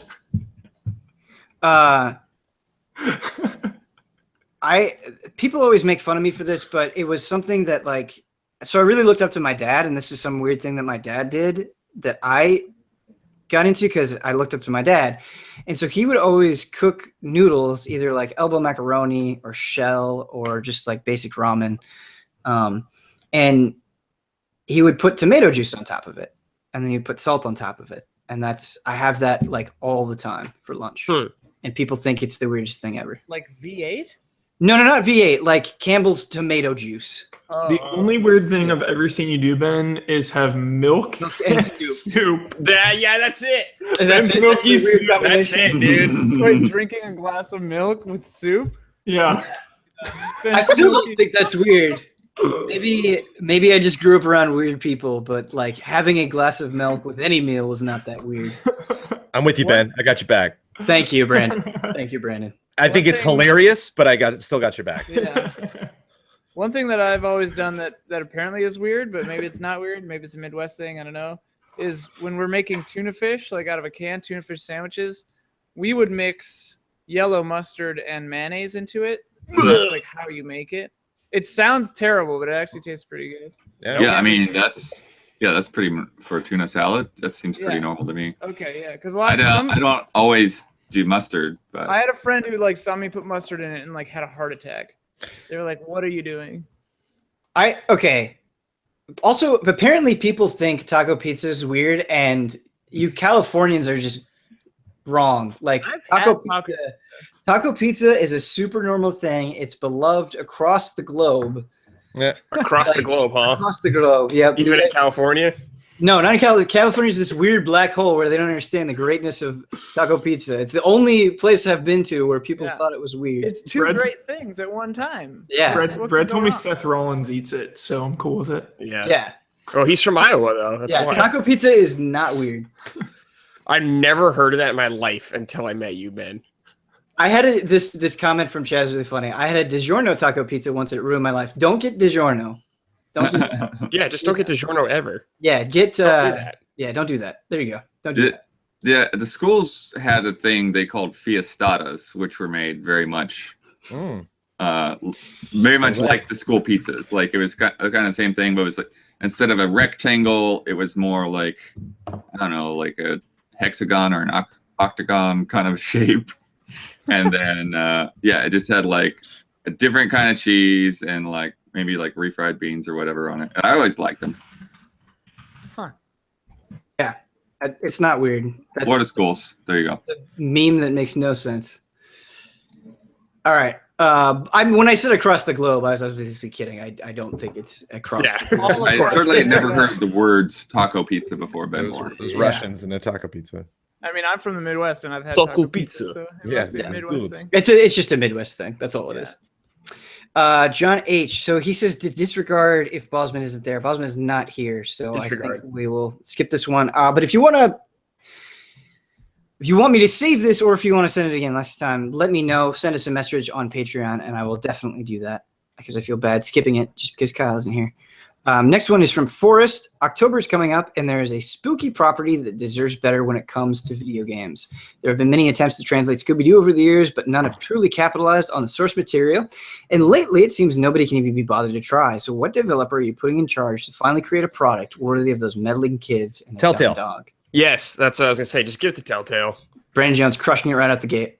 I actually disagree. I think that giving it to someone like UbiArt or like someone like the Nino Kuni team, like who can actually just like if they made it look exactly like the cartoon and you're just playing it, like the people making the South Park game. It's not my concern of making it look good. It's like the actual act of portraying what Scooby Doo is in a video game. Sure. Like going through the mystery and everything. Like, yeah, of course Ubisoft can make it look good. There's been like 2D like Scooby Doo games that look okay, but they're usually pretty bad. Uh-huh. I just like the Telltale, like it would look ugly and it wouldn't run. Of course. So, but at least you make fun decisions with Shaggy and Scooby, like hide in here or hide in here. I do feel like that style of game is makes the most sense. But I agree that potentially, somebody like Obsidian or something could. No way. Who made Until Dawn? Oh, them. Yeah, that yeah. could be fun. Those guys. Those guys. The other Exactly guys. like Until Dawn, but Supermassive. Scooby-Doo. Is that the right one? Supermassive Games. Is that right? We got the power to find out. Supermassive. Yeah, Supermassive Games. Yes, you are correct. But it Boom. looks like a cartoon, or is it 3D? Both. It's like it's Whoa.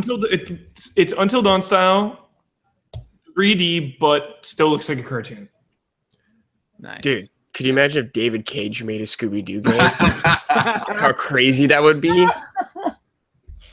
Scooby just like, what am I? Yeah, like his consciousness. Yeah, it gets like figuring- super dark and weird. And then there's a dance.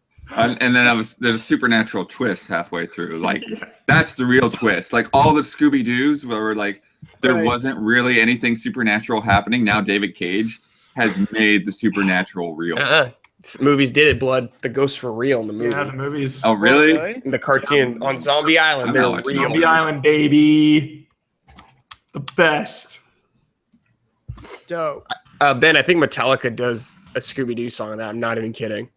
Really? Check that out. Yeah, I'm not even kidding. In that movie. I think so. Whoa. I think Zombie there's a song Island in that movie. Is I 5 need to stars. figure this out. Okay. Yeah, I've never heard that before.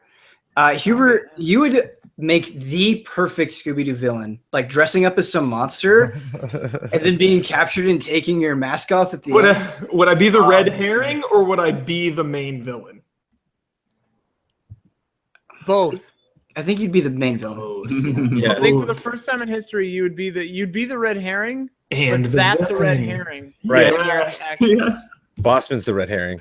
Yeah, Like, it's gotta be you're a red Bossman. herring, and then they're like, "Oh, it can't be you because of this," and then they catch Bossman, and they're like, "But wait, double red, you're a double blind red herring." Oh, red herring. But, dude, and you're in the Pup Named Scooby Doo universe, Huber, where there's a character actually named Red Herring.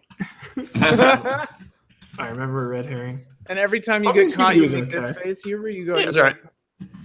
You do that Scrappy thing. dude. Scrappy's all right. Scrappy's not in that Pup Named Scooby Doo. Oh, that's which is Scrappy just in regular? Yeah, he's like later, like, He's like where a they got rid of like half the summoner. cast for some reason. Okay. Scrappy's cool. All right. We are getting down to about 12 minutes left. We're going to try to enter rapid fire mode. I don't want to take away from the great answers. It's been a fun Q&A, but we'll try to go a little bit faster to get us through these as best we can. Next one comes in from Jason. He says, "Hello, allies. Since the larger community gets, the greater the chances of drawing some toxic members. I was wondering if their effect on the community was ever concerned to you. For instance, I noticed that you seem to open gifts live on stream. Are you ever concerned that they might send something mean-spirited or that they might leave only one ally out of the gift?" Now I am. Well, that happens all the time, but like, yeah, it's always been a concern. And we've had that happen a couple times where we'll crack something open and I'm like, oh yeah, I'm just gonna push that to the side and be like, I'm not exactly sure what that is. Because some gifts are very clear, like, oh, okay, I know who this is for, or I can present this in a fun way. And if I'm not sure what I'm looking at, it's like, yeah, hold on, let me, I'll take a peek at that. So yeah, I'm always prepared for that inevitability, I think. I mean, we've talked about toxicity before. I think we're really lucky at Easy Allies. I think for the most part, people are pretty nice. Obviously, you get some trolls and some mean comments here and there, but just personally speaking, it's honestly really, really small. And so once you're aware of that, it becomes pretty easy to ignore. Like it just whatever. And I think the more that you encounter it, the easier it is to tune it out. And so I don't think we're at a point where toxicity is a problem. Like a consistent problem, but if it ever becomes that,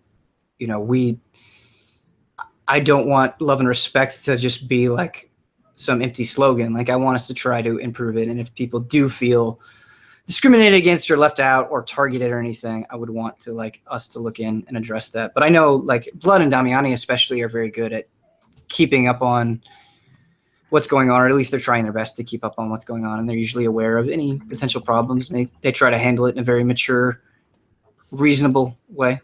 So I by using one 3-letter word last week, I started a 70 comment long flame war about gender, and it's pretty funny. Like a lot of the times, like people get personal or whatever, but the interesting thing about hateful comments and toxicity is like people pretty much like they fly their flag, you know, and you're just like, all right, you don't have the experience to know what you're talking about, or like you're just wrong. And it's like you can pretty easily kind of just write it off and just be like, all right, that's just your life, man. Like I don't know, like I could try to help and like talk this through with you, but then you're probably just gonna attack me back. So it's like, yeah, you're totally right. They have that. do. Like you just have that for now, and like maybe eventually you'll wake up, but like it's not really my problem. It is funny when you say fly their flag, because you definitely, when you see those kind of comments, you're like, oh, this is always coming from the same group of people. And so it's like, well, we want to take in feedback, we want to listen to you, but if you're always going to present yourself in this way and there's repeated examples of it, like, sorry, like we're just not, or at least personally speaking, I'm just not going to listen to that if that's how you choose to conduct yourself every single time. The funny thing for me is like, yes, a lot of times it hurts like personally, but like the thing that happens most often is I just feel like sad for that person, because I was like, man, it would suck to have to go through life thinking and feeling the way you do, just like hating everything and getting like personally offended by other people's like life experiences. It's just like, what is that like to be that closed off and hateful? It's like, right. I feel pity almost. I'm just like, man, it sucks to be you. Whatever, you know?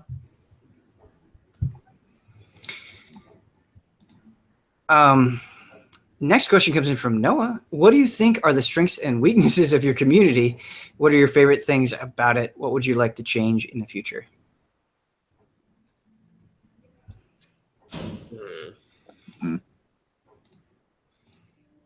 I mean, the strengths are kind of the opposite of what we were just talking about. Is like generally our community is very positive. I would say like 99%, very loving, very respectful, very supportive, very wonderful people.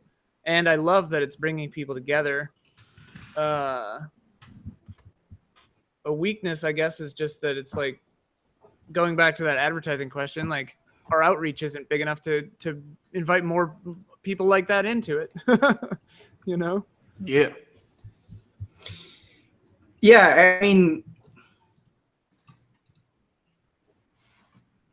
I don't know. It's weird.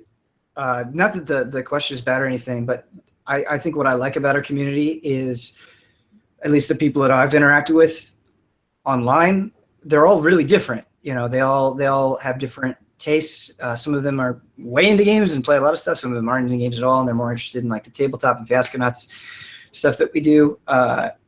And they're very diverse, and so I think different segments have different strengths and weaknesses, and that's exactly how I would want to have it. I guess it just sounds like I'm saying our community is perfect, and it's not. But it's hard for me to take it in a general sense, I guess.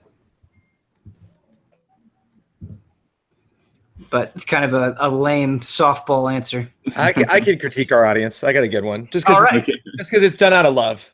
It's done out of just a passionate love. I remember when we launched, and let me put it this way: anytime I've talked with a fan and I've been like, "Hey," and I found out that they somehow, through the magic of the internet, or just somebody slipping up somewhere that I never found out about announcement before we were going to make it. You know, found out about something that like, oh, I was clued into this piece of information that you might not have wanted the community to know, and I'm like, one person. That's cool that you know that, but like, please don't tell anybody else. And like, they do like and I think that just becomes from their excitement around things. But I love our fans dearly. I would take a bullet for any of them. I would never trust them with an Easy Ally secret. None of them. Sure. I even get nervous telling Sean stuff every now and then. I'm just like, no, I'm not telling you that, Sean. Just because it's not a malicious thing. It's not like they go to the internet and then they're like, I'm going to undermine the allies by doing this. They're just so excited that they just can't, like, they'll tell someone, I'm just gonna tell one person, then of course one person tells a person, just one person. So yeah, also a softball answer, but yeah, it's been a fun thing to notice in the year and a half too. Despite best intentions, hard to keep secrets. Next question comes in from Miguel. Topic, unforeseen gift commercialization. Background, the Allies have opened plenty of gifts over the years, and hopefully we have plenty more years of gift opening.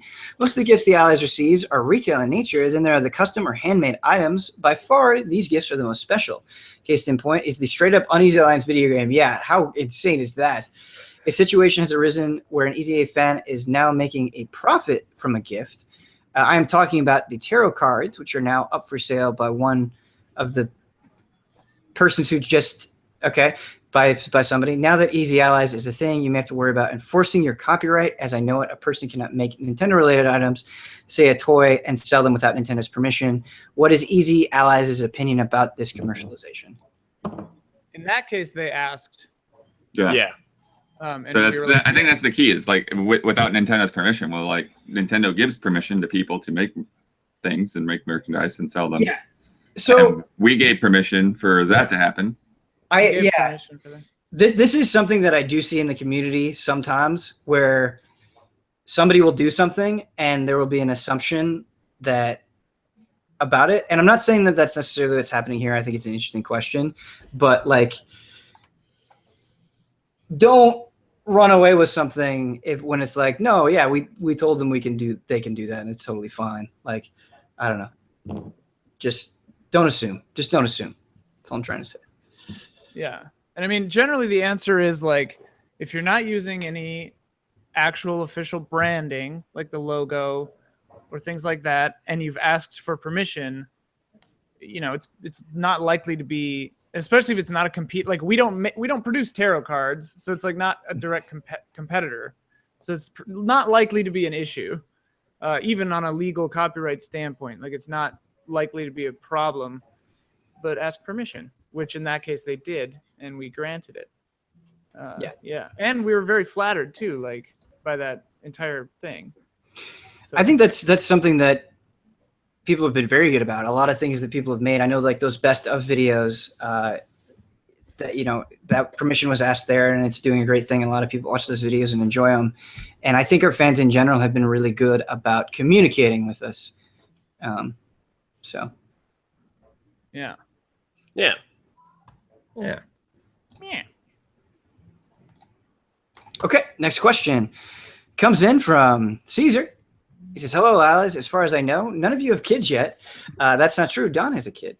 What's the first video game that you will share with your hypothetical firstborn son? Yeah, I wish Firstborn, Don not. He didn't say son. He said child. I said son. Super Mario Bros. Yeah. I'll tell you, I have a niece, and I'm waiting for her to get a little older so I can give her Super Mario Bros. Start off just like how we started out. Nice 8-bit simple. Something simple for them to understand too. Yeah. but also like really hard. Yeah, it doesn't matter about beating it though. It's just understanding it. My sister, who's 9 years old, is just getting into Pokemon, and I'm really excited about it. But as far as first game, it has to be Mario Brothers 1. It's like canon. Yeah, it's canon. Anyone else? Jones, what would you share? Yeah, like Mario Paint or something. I'm thinking like, and maybe this is me just getting too far into the actual development, but like I'd be much more interested in seeing something creative like that, like something where it's a set of tools, and not something confusing like Mario Maker, but just like I think rather than seeing a kid kind of like get frustrated with mechanics or something, it'd be fun to see just the raw art that a kid would create. So many kids' first games are Minecraft now. Oh yeah, I was gonna say Minecraft. Like, which is cool. How about you, Damiani? 14. No, that's too. Gotta start early. You gotta start now. I mean, it's just like Burn the rotations. Destiny 2. Yeah, Destiny 2. Go raid Leviathan. I don't know. I mean, there's a lot of games I'd want them to play. Like it, I just don't know. I mean, it depends on age and everything like that. I'm not entirely sure. Like, I think even something like a Super Mario 64, but like to like a kid now that like might be too. I don't know. Like when they see their friends or something playing something else, they might look at it and be like, "That looks old" or something. I don't know. Like, Yeah, I'm not entirely sure. Like, I mean, Minecraft seems like the safe answer, but yeah, like I need to give, like, I'd want to give it a lot of thought and stuff because I don't know if it necessarily needs to be something that I find as a good game or something like I personally find is special. I mean, that's something I'd like to share, like, eventually, but for the first game experience, like, I'd want it to be. There's a lot of factors to consider about what it should be, and whether or not, like, I don't know. I feel like I'm making this more complicated than it needs to be, but, like, I don't know. There's a lot of things I'm, like, considering. You know, do you show them a game where it's just like it presents like the same tropes and stuff? Like how like sorry, like I was talking with Jones the other day about how things that when we were little scared us that weren't really supposed to be scary, and one of them was Sesame Street and an episode of with Bert and Ernie, and one that gets sucked down the drain when they pull the plug to drain the bathtub. And it's supposed to be funny. It's like, haha, he got sucked down. Now he's down in the sewer and it's all dark. And as a kid, like, I was really little, that freaked me the hell out. That I was like scared of bathtubs and being anywhere near drains, even like sink drains. I was like, couldn't be near them because of that. So, like, that type of stuff, like, I might think like, oh, Super Mario Brothers is like innocent and stuff. Like, I know you can't predict that and stuff, but, like, I don't know. Like, I'm really worried about, like, media exposure to, like, really, like, I'm thinking, that's why I said age is important, because I don't know, like, how old they would be. Like, I would kind of need that in the question. But if they're too young, like, I'm really, really worried about what to show them. Period, because of what impact it might have on them. I think people are just too not forgetting the words looting right now, but, like, you know, not careless, but, like, you know, just open to showing almost anything as long as it's branded as kid friendly, when it might not necessarily be like, you know, you won't know the impact what it'll have on them. Sure. That's aging, baby. The systematic destruction of innocence. Can't escape it. I don't disagree. Breath of the Wild, though, for real. Breath of the Wild. It's a good answer. It's tough. Our next one comes in from Beautiful Kai. Which Final Fantasy game do you guys want to be remade / HDified next? My hopes are for Final Fantasy VI or Final Fantasy VIII, as Final Fantasy VIII is my favorite Final Fantasy, admittedly because it's one of the only ones that I played, as well as being my first Final Fantasy due to Final Fantasy VIII costing $5 less than Final Fantasy VII when they first got released on PS3. Thanks for all you do. Love and respect. 6. I think they should stop remaking them.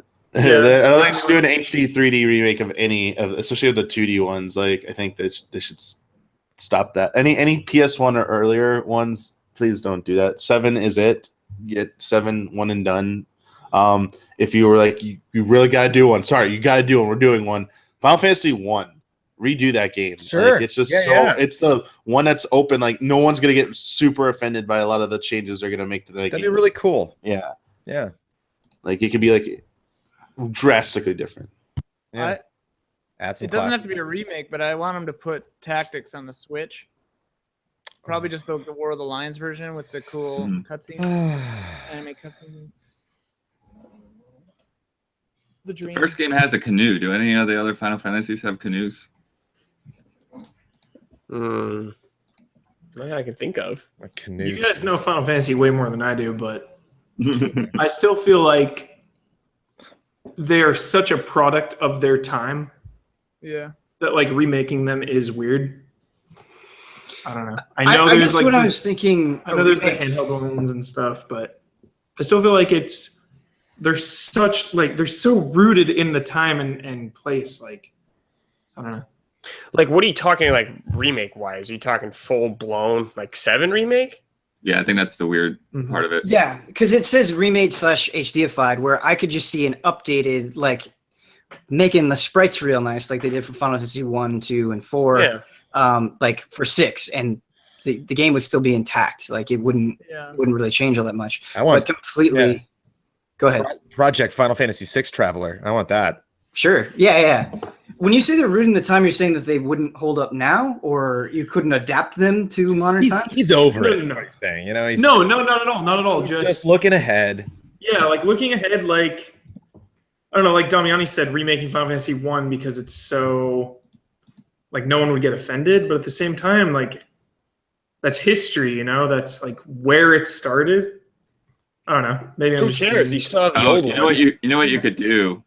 Do it like the Wonder Boy, to where like you could swap anytime, go between like cool HD sprites or original NES sprites or Super NES sprites. Because the one thing when Damiani's been playing through Final Fantasy IV, like for the most part, that's a pretty faithful recreation, but like a lot of those character portraits and stuff, and I'm like, what is this grossness? Like, bring back the Amano artwork. Sure. Yeah, I mean, I get that side. I guess just for me, anytime a game is re-released, I feel like there's always a wave of people. If it's done well, if it's done relatively respectfully, you know, everything might not be perfect, but I always see a wave of people like, oh, this will finally be my chance to play it. Or, oh, this is great. I never would have given it a shot otherwise. And so, But are we talking full-blown remake? right, that's the thing, is if we're talking like Final Fantasy VII style, I don't know if I would maybe I'd be too scared to see 6 like that, or Like, Fantasies like that. remaster those games all day, every day on every system. Like, Sure. you know, Sure, like sure. remaking them is. Wait, why are you scared of them remaking them? It's not like the I'm old not ones scared. go away. No, I'm talking to Ben. Like, why would you Oh. be scared of that?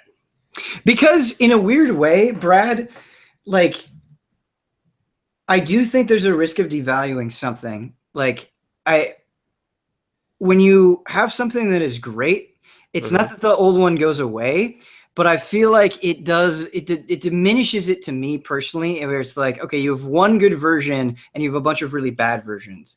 It's weird. It's like, well, why even make the bad versions? Yeah, I Why mean, do it doesn't. that? I think it's a cool idea to let them to try to do something different and like imagine it a different way.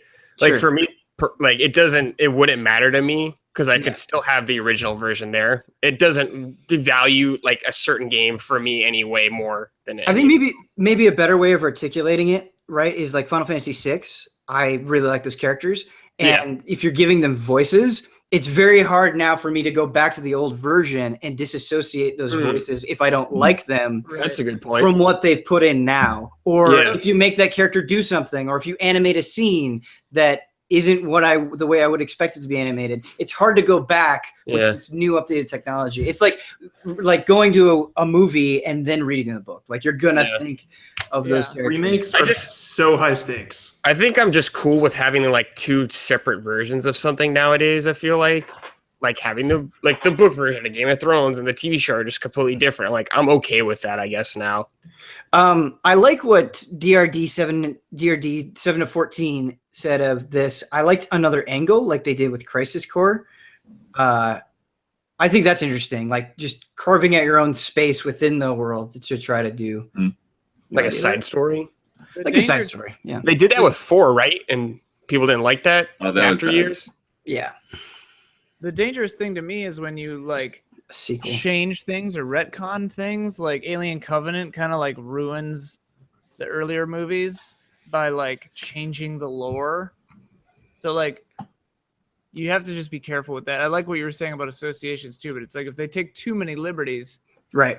it can be a Yeah, negative but that's thing. like a full-blown, completely new No, movie. yeah. It's not a remake or anything. Like, yeah, I mean, I'd be pissed if I was an Alien fan too if they like totally changed everything. You like Ian and Huber have prevented me from seeing Alien Covenant. Like, they've. I'm gonna have to do it one of these days. I'm gonna Please have to do don't. Please never do it. I gotta do it. I saw Prometheus. It's just too late. You know, like Nah, diminishing returns, man. Spare your life. Spare your life. Keep it out Like- of your brain.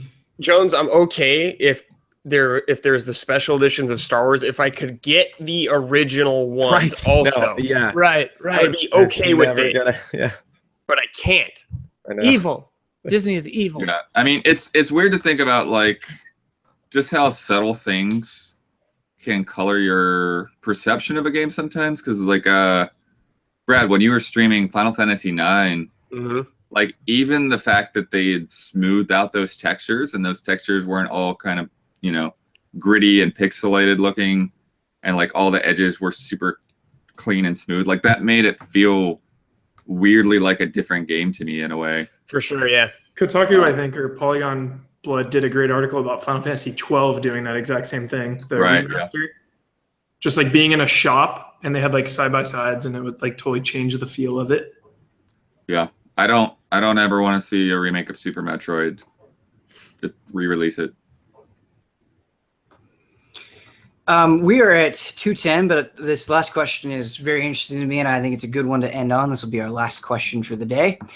It's from a pack of puppies. I'm super late, and I bet this won't get read. So just a quick question. What were all of your first impressions of each other, and how did they change over time? How have they changed since then? What?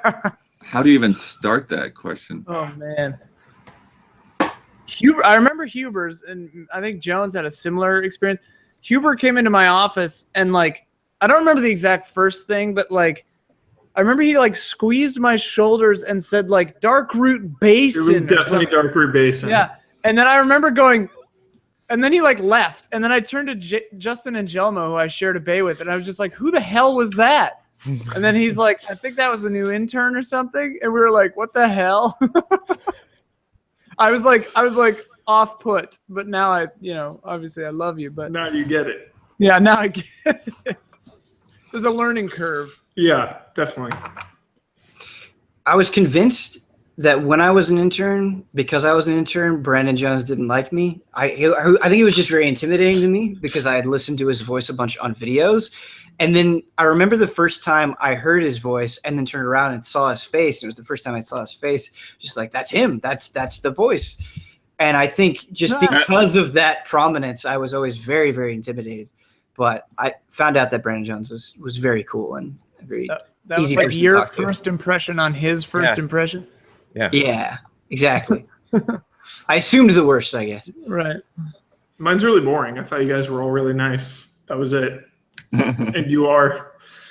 Like, when I met all of you, it's like, oh, I'm very nice. When at GT, it was different because, like, I was a video editor, so, like, I was only exposed to you guys when you, like, came in with a script or whatever. So, like, for me, it was all just very professional. I was just like, oh, there's that guy. Cool. Like, I'll watch this thing. That guy. I remember having some really good times in your editing bay. Oh, yeah, it was a party all the time. I think, yeah, so the thing is, I can't remember too many first impressions of anyone. Yeah. I do think one of the earliest impressions of Ian from, like, all of us was like, dude, this guy is super fast. Yeah, absolutely. Like, that was it. Like, it's like, holy crap, can we get him, like, whatever you want, is like, get him to do that. Thanks, Bled. Throw it all on. Ian. I still Don't think get it that. done. Yeah. Yeah, I feel terrible because like being a GT the entire time, like so many people came and went. Like before I met any of you, I'd already worked with like 20 people that like were employed by Game Trailers and then went on. But I distinctly remember the time and place of meeting Michael Damiani and having Damiani be like, in the most cordial way possible, your Zelda retrospective was trash. Like basically saying, but like framing it in a way to start like kind of working towards correcting that, just being like, hey, if you ever want to work on any kind of Zelda project, it doesn't have to be a retrospective. I mean, I would love to work on a retrospective, but I know you just did that like 2 or 3 years ago. But like, if we could maybe do something in the future, because like there's just some factual errors and some things I thought were a little bit off. You know, just coming from a real fan, and I'm like, are you trashing on like the retro? But it was funny because like I didn't write it. Like I didn't write or edit the Zelda retro, and so I was like, I thought that was funny, and it's way funnier now, like looking back. But That is gold. I didn't know about that. But I remember, my first opinion of Daniel Bloodworth was strictly on paper. That I went into Shane's office and it was Daniel Bloodworth and another person, and he was like, I asked them to write a thing. Here's what they wrote. What do you think? And I was like, this Bloodworth guy seems pretty smart. Who did he beat? I don't know. I wish I knew. Did you track that person down? It's that local newspaper experience. Oh my god, that was such a treat. Yeah, but it was. What was the one I was like? out. Get ready, guys. Or what did he say? That was so good. At the end of Mario RPG, I was pimping the N64. Yeah. Ultra 64. Yeah. Keep I'd waiting, forgotten guys. that. You like literally said guys. I was like, oh man, that's so funny. Oh, maybe that was it was sorry guys, no Yeah. more sleeping during fights. Right. Yeah. Sorry, guys. No more napping. Napping No, the we're sword. not doing No more napping during fights. So Yeah. great. Sorry, RPG fans. Guys. Sorry, guys. Speaking of remakes, would you want a Super Mario RPG remake? Let's make another one. Just do another one, yeah. Okay. Switch for Mario. All right. Well, that is going to be our September Q&A. Thank you to everybody who sent in questions. If you are watching this and would like to send in a question, that is our $20 and up tier on Patreon. Every month we post when that's going to happen. I will be posting the next community comments in October. If I could pull up my calendar here. I can't. I will make a post when I'm going to post. For some reason, I'm clicking on my calendar and it's just not working. Nice. But I will let you know when that's going to happen. And yeah, thank you, panel, for your insight as always. I appreciate it. And we will see you if you're watching this live at 4:30 for the Destiny raid, where we Good luck, will y'all. hopefully beat it. Yep. But thanks, everybody.